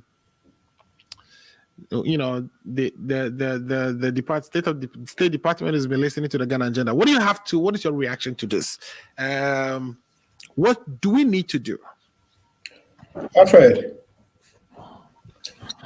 I never expected anything different from IFA as far as defending the corrupt behavior, corrupt nature, of his government. I don't expect anything different from him. But he didn't defend them. He actually bashed them. Anyway, he did. Yeah. He did. And at the tail end of his defense, he has forgotten himself to expose the reality that he was initially was trying to defend. I probably think that he was not conscious of the tail end of what he was saying. If he had been conscious, he would make that comment. Let me go on to make my point. I have these questions for Ifa. He's questioning the State Department for making the observation they have made. Ifa, have you seen 7-0 in terms of judicial ruling in this country? Have you seen 9-0 ruling in judicial as far as judicial is concerned in this country? Yes, I've seen plenty. I've seen 9-0. Yeah. In this country? Yes.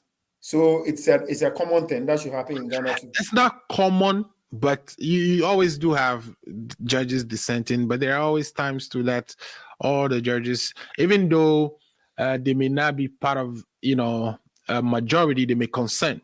In other words, they agree with the judgment and they may come up with their own little spin on it, why they think they agree, which is not necessarily consistent with. So a judge may agree with the ruling, but based on a different line of thinking.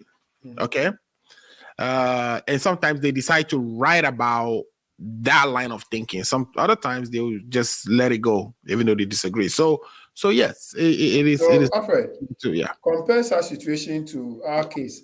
Since Nanagdo came to power and appointed 11 or 12 judges into the Supreme Court, compare that one until the recent one where they give us Kandapa ruling. Okay, until recently, one of the rulings they give us 5-2, which everybody describe as Kandapa ruling. It's those are the things that are being talked about. Corruption now in Ghana, it's more or less have become a common thing or a norm.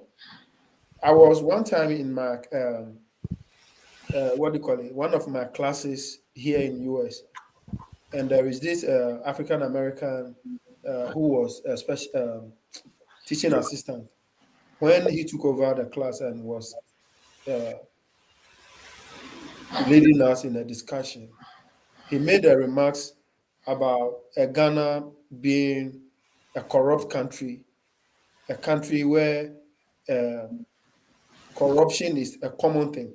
Meanwhile, I was in the class boasting of my country, and just for me to be exposed by this person who have not even visited the country before, and being I think one of two blacks in the country, I was so embarrassed, and I'm not surprised at the impunity at which Akufo-Addo and his government are committing crime, killing people here and there. We were told by his own friends, Nyahota Maklo and Kwesi Kumsin. These people won us prior to the elect of Akufo-Addo into power. The very thing that people warn us about are the very thing he's doing. Akufo in 2007 also made the same thing, that he wants somebody who will succeed him, somebody who he can go, will succeed him for him to go to retirement peacefully. The man spoke in parable, we never understood him. But the reality now is what we are seeing now. So all that we can say is that let us pray and hope that 2024 will just come quickly for us to have our way by voting these people out. Okay.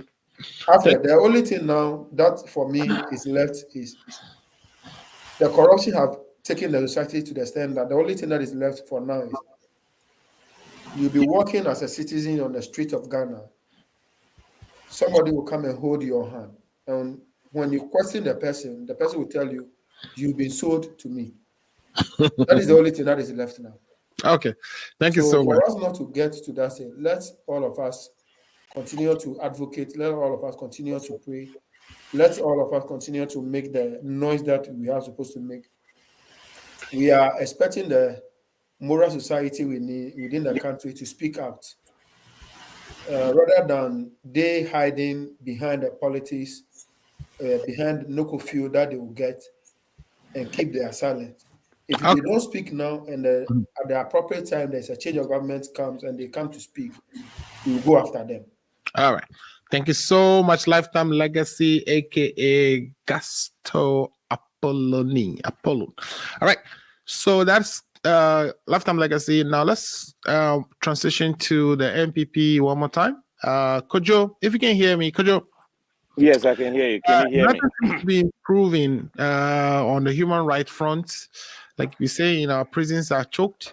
We are arbitrarily arresting people. Corruption in governments is on the rise.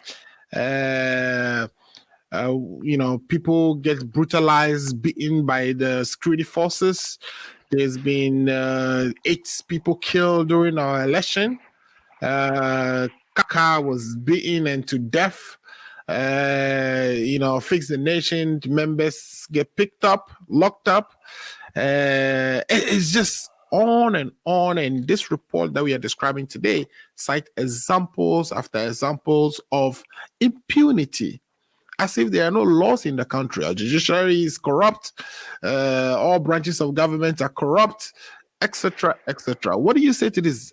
I mean, in hearing this, how do you feel as a Ghanaian? Does it bring you any source of shame to belong to a country that seems not to always get it?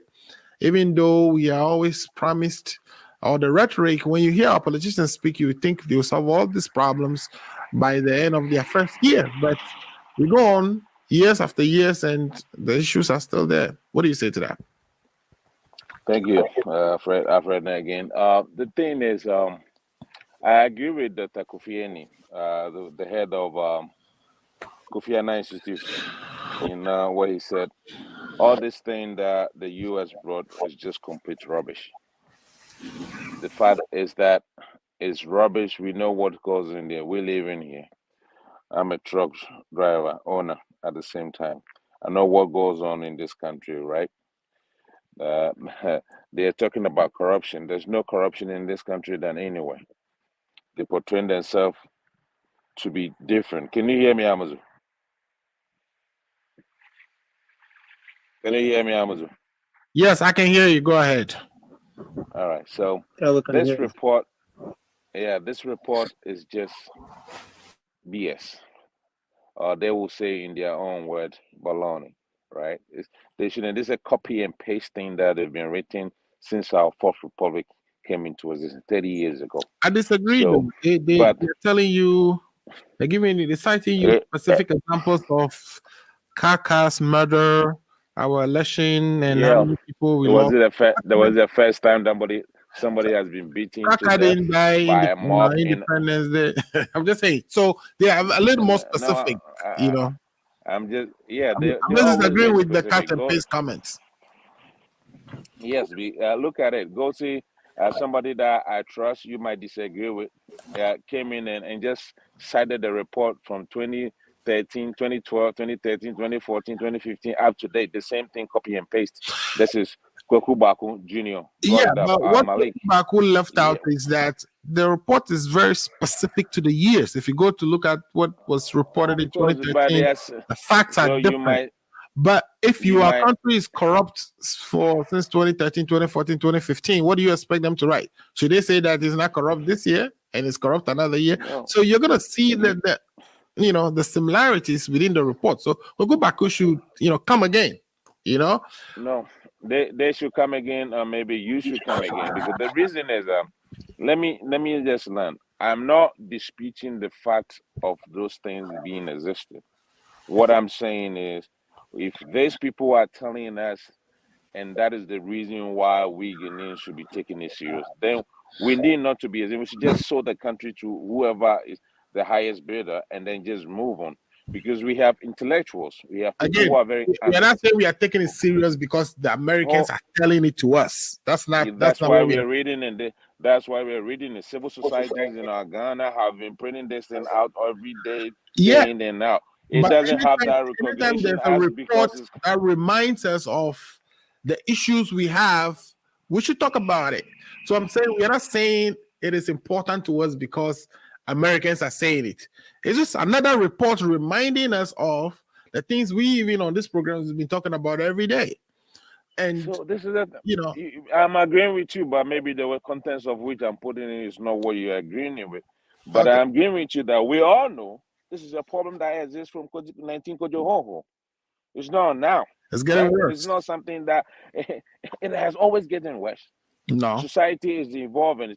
No, listen. So can you tell me corruption that was going on in 1992 is the same that was going in 1996? It was the same that was going in 2000. Was the same that was going in 2004? It has always been increased. It has always been a dynamics to it. We've done things like we've set up the Office of Special Prosecutor. We've done things that. And then what has it brought us? Zero. That's what I'm saying. Why did we waste our time to do that? It's a failure. It's a failure of leadership. Why should we waste our time to do all those things just to not get any result from them? I mean, why set up the special prosecutor's office and pay people if there's not going to be anything done? You know what I mean? That's in itself a waste of money. Let me say this. As humans as we are, and as long as we are becoming existing, there are bad people and there are good people. Some people go into politics in as much as trying to help the ordinary person.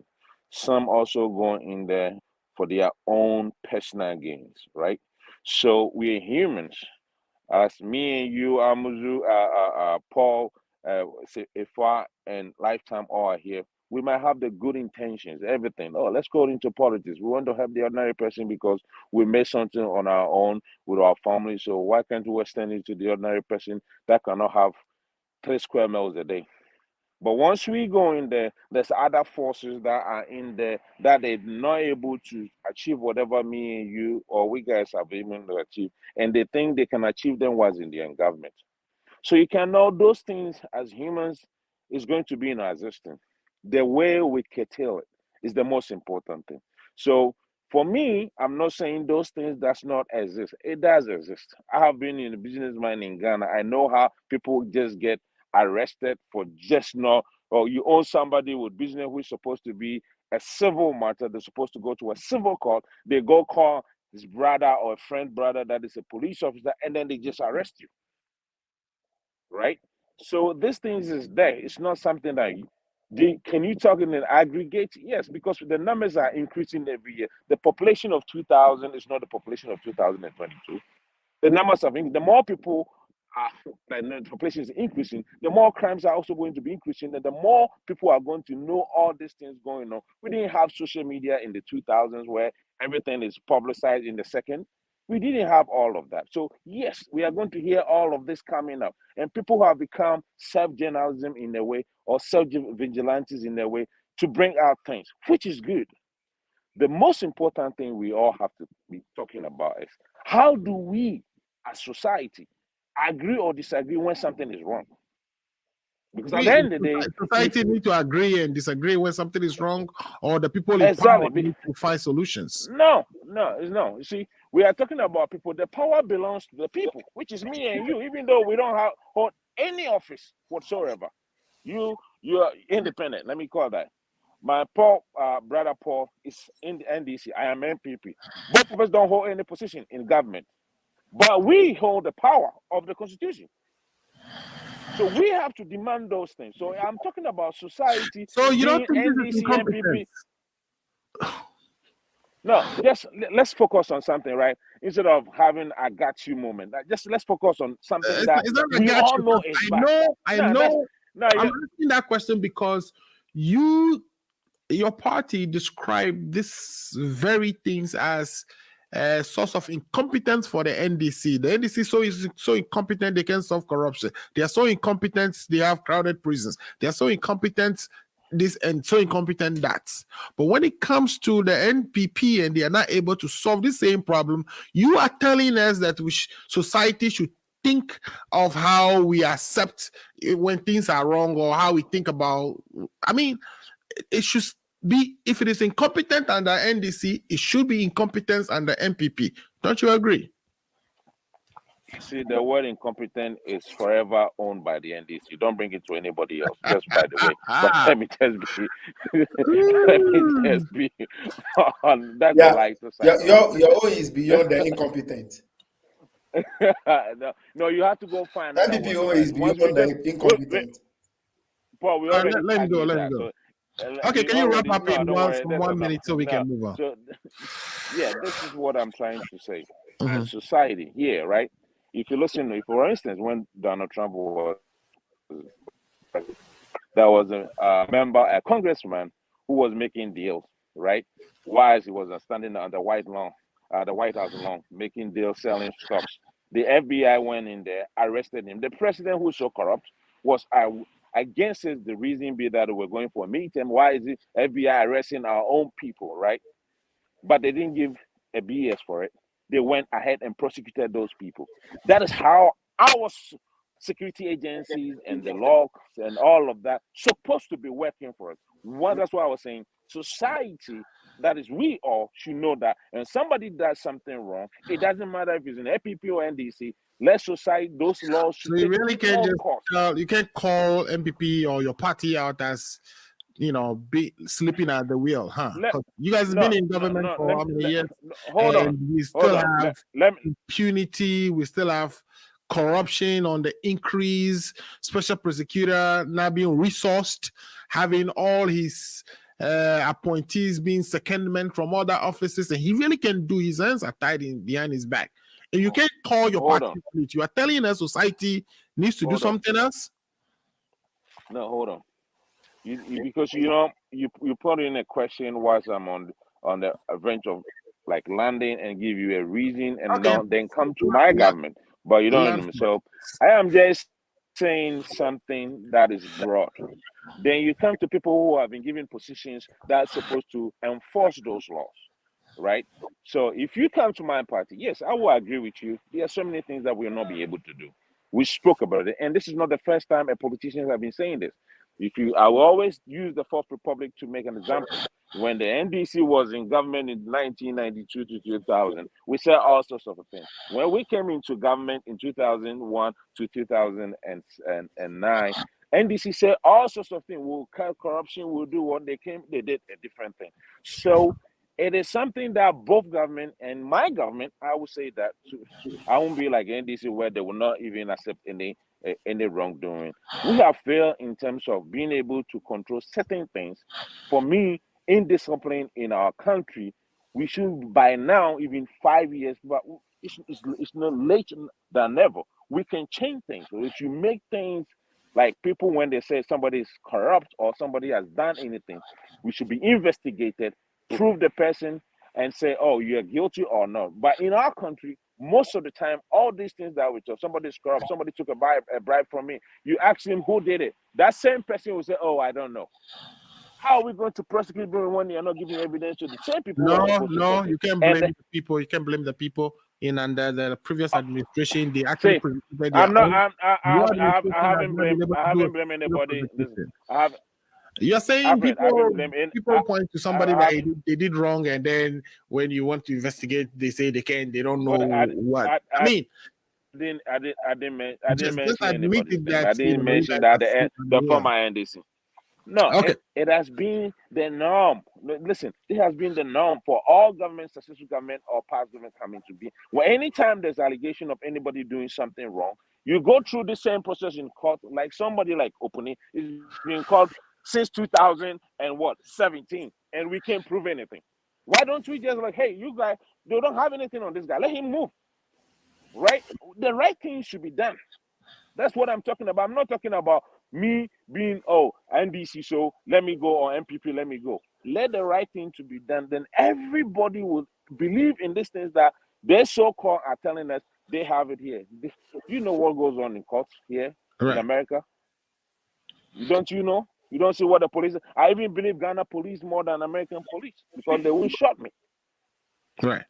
Okay. So please, let's think about our country. Yeah, let's think about our country, but we shouldn't always take advice from these so-called Western world, but listen to professionals and people who have good moral, very competent in terms of doing those researches and bringing out front. Then we people can say, hey, this thing is bad. How are we going to do it now, defending NDC or NPP? That's the most important thing we have to think about, not this rubbish thing they brought us to us. Thank you so much.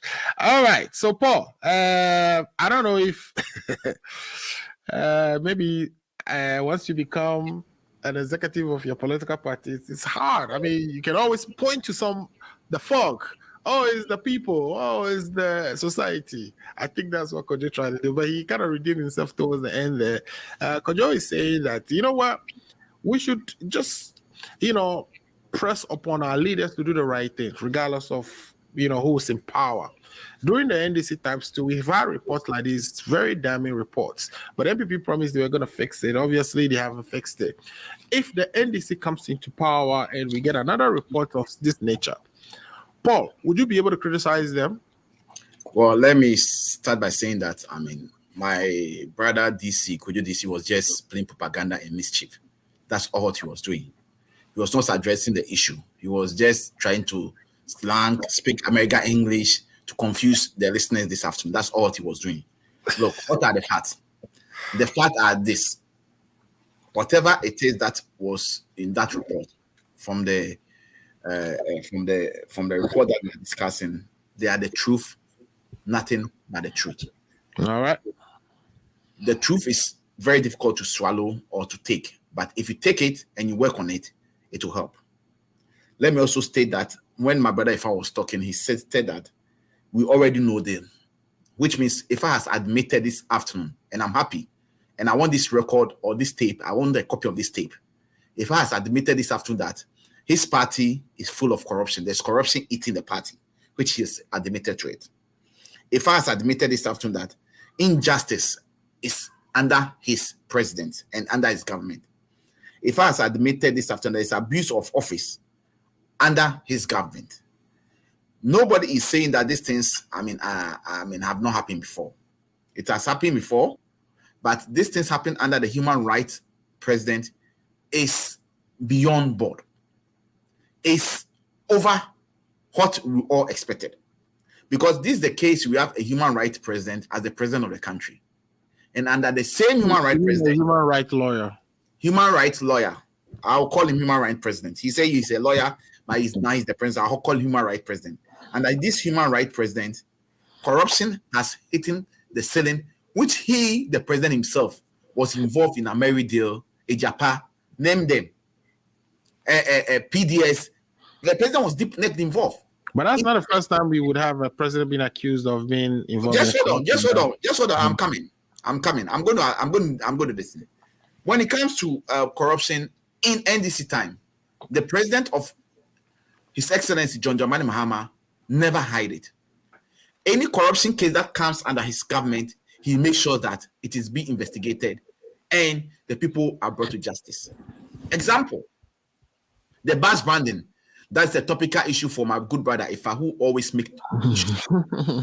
When this issue came out, may her soul rest in peace, Jifa Gomashi was asked to reverse that contract, cancel it, and then make sure that he recoup over 1 million. I think you're referring to somebody else, not Jifa Gomashi. Jifa Gomashi is alive.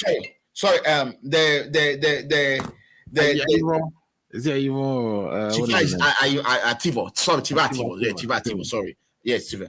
The 1 million Ghana cedi was returned back to the government cafes, and she was impressed to step aside. Right. Number two, Victoria Hammer. When she create or try to make a private conversation that you want to make $1 million before getting out of power, when this issue came out, she was asked to step aside. These are two corruption cases, example I've given to you, which action were taken by the then president, John Dramani Mahama.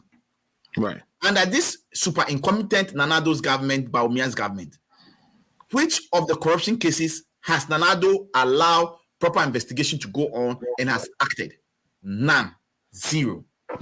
Now, let's talk about the corruption in the judiciary. Look, it was under His Excellency John Dramani Mahama's era that Anas expose came. If the president was somebody who do not want his government to be tarnished, he would have covered or killed that case. This Anas expose, if it would have happened under Nanado's government as we are in, it would have been buried and nobody will hear about it. Right. I am saying that the injustices in the system is becoming more and more. And I am putting on a record that under this super incompetent government, corruption has hit to the roof. Injustice is hitting to the roof. Human rights, freedom of suppression is being suppressed day in, day out, whereby when people speak, they come after them and go after them. So for me, this report is a true reflection of what is happening. They give vivid examples where they stated about Kaka, they said about the way Kennedy Japan threatened Erasmus Asari. All those examples are facts and they are true. Well, I will agree with my brother Ifa that, the state agency that is making this report, in this country, similar things are happening and we agree to it. I'm not going to deny here and say that America is, no, it's happening over here too. But this is something that we have been talking about, and they've been denying, Now, the cat is out of the bag. I would advise this government to rather take this feedback in good faith and work on it, because it's on record that in 2020 alone, we lost over 20 billion Ghana cedi as form of revenue in form of corruption. What is the government doing about it? Have they put up a mechanism to block all those loopholes in the government sectors where that people will not just misappropriate fund? We don't know what they are doing about it. So for me, it's a feedback that we should all work on it as a country, as a people, and let's move our country forward. Otherwise, we are going to do this. State agencies will always, they have their embassies in our country. They're going to, send these reports, and these reports are going to come out. Right. So for rubbishing it, just like the way Kojo DC and did, I think if I did well, not to try to rubbish it, but if I admitted it, and if I try to, let's find a solution. And for the solution that he has put it on the table, I agree to it. Look, let's all of us fight and end the injustice in the system. Okay. Let's all of us fight and end the corruption that has eaten the first president and his vice president and the members of his government. Let all of us fight and stop it. Let us all of us fight and stop the abuse of office, whereby they use the military and the security agencies and then how do you call it, and the national security to threaten people, to abuse people.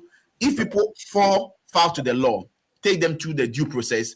Make sure that within 40, you don't hold them more than 48 hours. These are the things we are talking about. And I am not going to play politics with this. I've been very balanced and neutral in this aspect. And I'm saying that let's all work together and make our country great. Ghana is all of us. Ghana is where we belong to.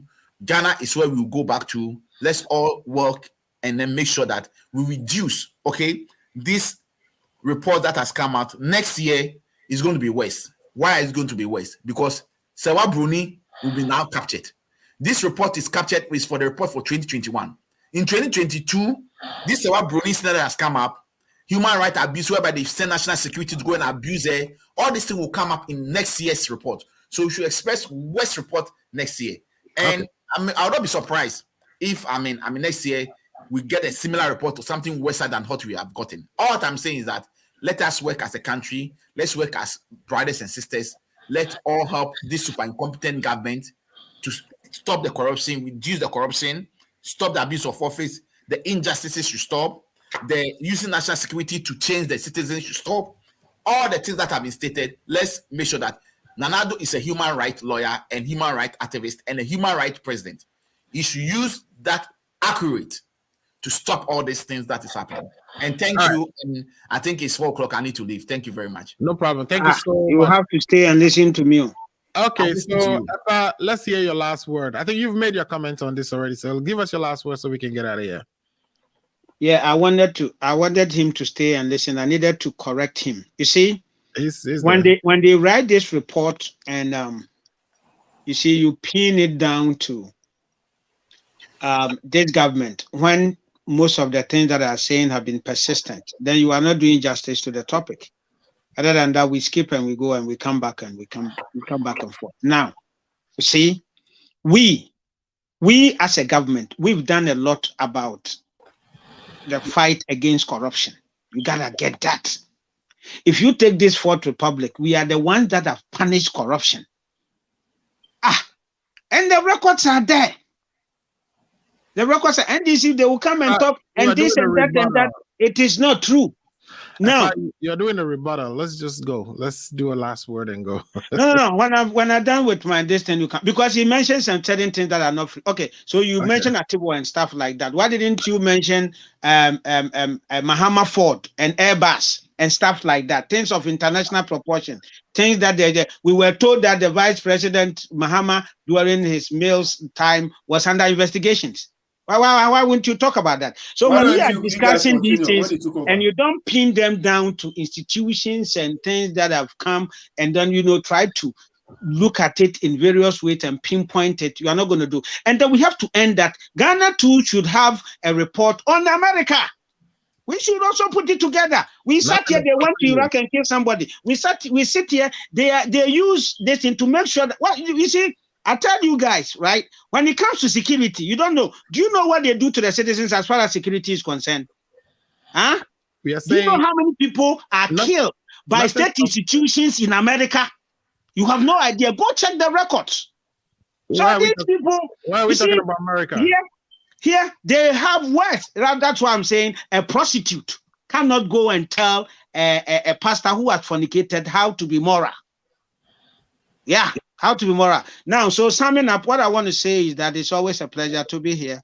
I've enjoyed it. And that I hope that my submission have been so great that next week I will have the honor to be invited, because coming here is not a privilege. Nobody should think that you are so good that he's just going to call you. You can be replaced. We are replaceable. But we thank you for the honor, and we thank listeners for always coming to listen to us. We appreciate you. It can be heated by pay. This is it. I mean, if there's anybody out there, I think that you can put this thing over there, your number, Amozo. If there's anybody out there with information and stuff like that, we can vet them so that we can get diverse views on this show. We want to make this show one of the best out there. Thank you very much. Lifetime Legacy, I'm going to give you a call, and Kojo, I'm going to give you a call. We have something to discuss after this. Business must continue. We can't always come here and be punching. Thank you. I'll be expecting your call. So as you can hear, this gentleman, even though they fight on air, they are very good friends behind the scenes. So that's how it works here. So Kojo, let me bring in Lifetime Legacy. Give us your last word and let's go. Okay.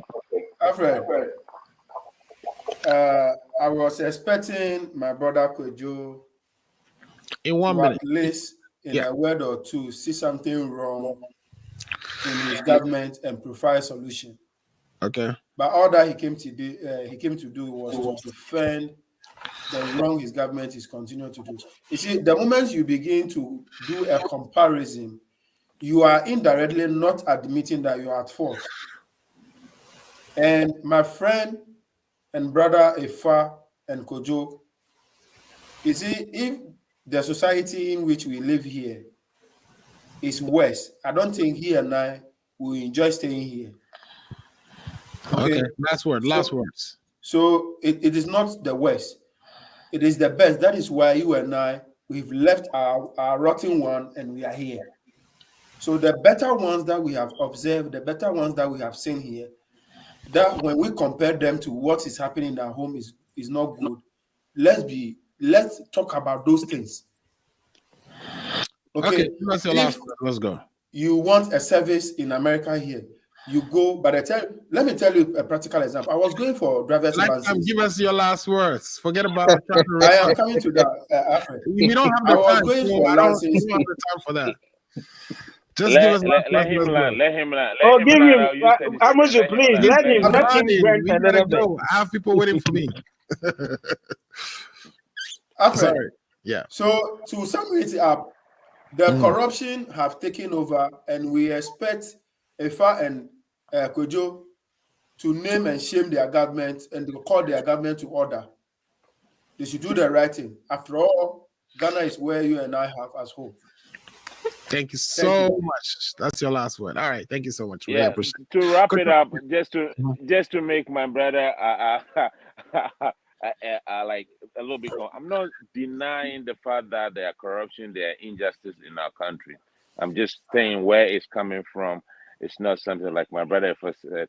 You don't go tell a prostitute that the pastor is fornicating. That's the point thing that I'm trying to establish. But at the end of the day, today, at the end of the day, this is what we all have to do. We have to speak against everything that goes wrong, irrespective of our political party. But because we have a country where when somebody is being prosecuted and they are even, for instance, from a different government, and then that people who are left the government would defend their people, and they say, oh, you are prosecuting me because I'm a different party. No, when something is wrong, we should all say this is wrong. So when it turns, then the table turns, we'll all defend. This is something that we all know is immoral to do. We are hating our people. There's corruption in our country because you have both sides of the aisle.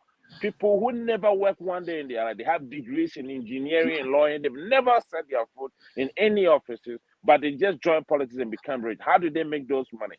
Those are the things me and you have to talk about.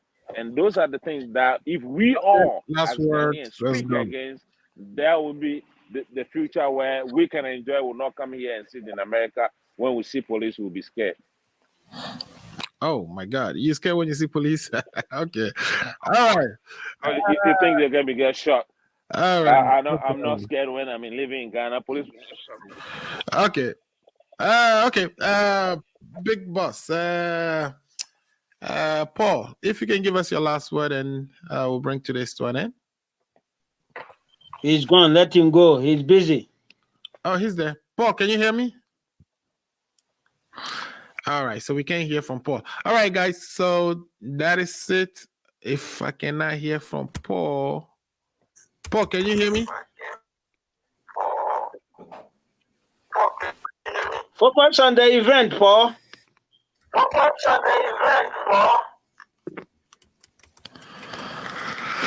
Okay, I think we're having some issues with Paul. All right, guys, that has been great today. The conversations has been solid. I love all the contributions. Today is not as contentious as usual, but it's good. This is how I think it should be. I wanted to take the opportunity to say a big thank you for coming to the show today and contributing, and to all the listeners and viewers who took time off their schedule to hang with us for the last 2 hours. If this is your first time, this is the Ghana Agenda. We are on every week from 2 p.m. to 4 p.m. And we are happy to have you help share our link so others can see. Again, next week we'll be back to discuss some of the most pressing issues in our country. My name is Alfreda Muzu. I've been joined by Paul Disosu of the NDC, Kojo DC of NPP, Afa Mayel, the Deputy Director of Communications, NPP USA, and Lifetime Legacy. Again, this is the Ghana Agenda. We'll be back next week. Enjoy your weekend. Be safe. Have a good day. Bye-bye. Are you 65 years or older? Good news. Illinois has expanded its Medicaid health insurance program to everyone 65 and older, regardless of your immigration status. Need help to apply? Contact United African Organization, UAO, WhatsApp SMS IL65 to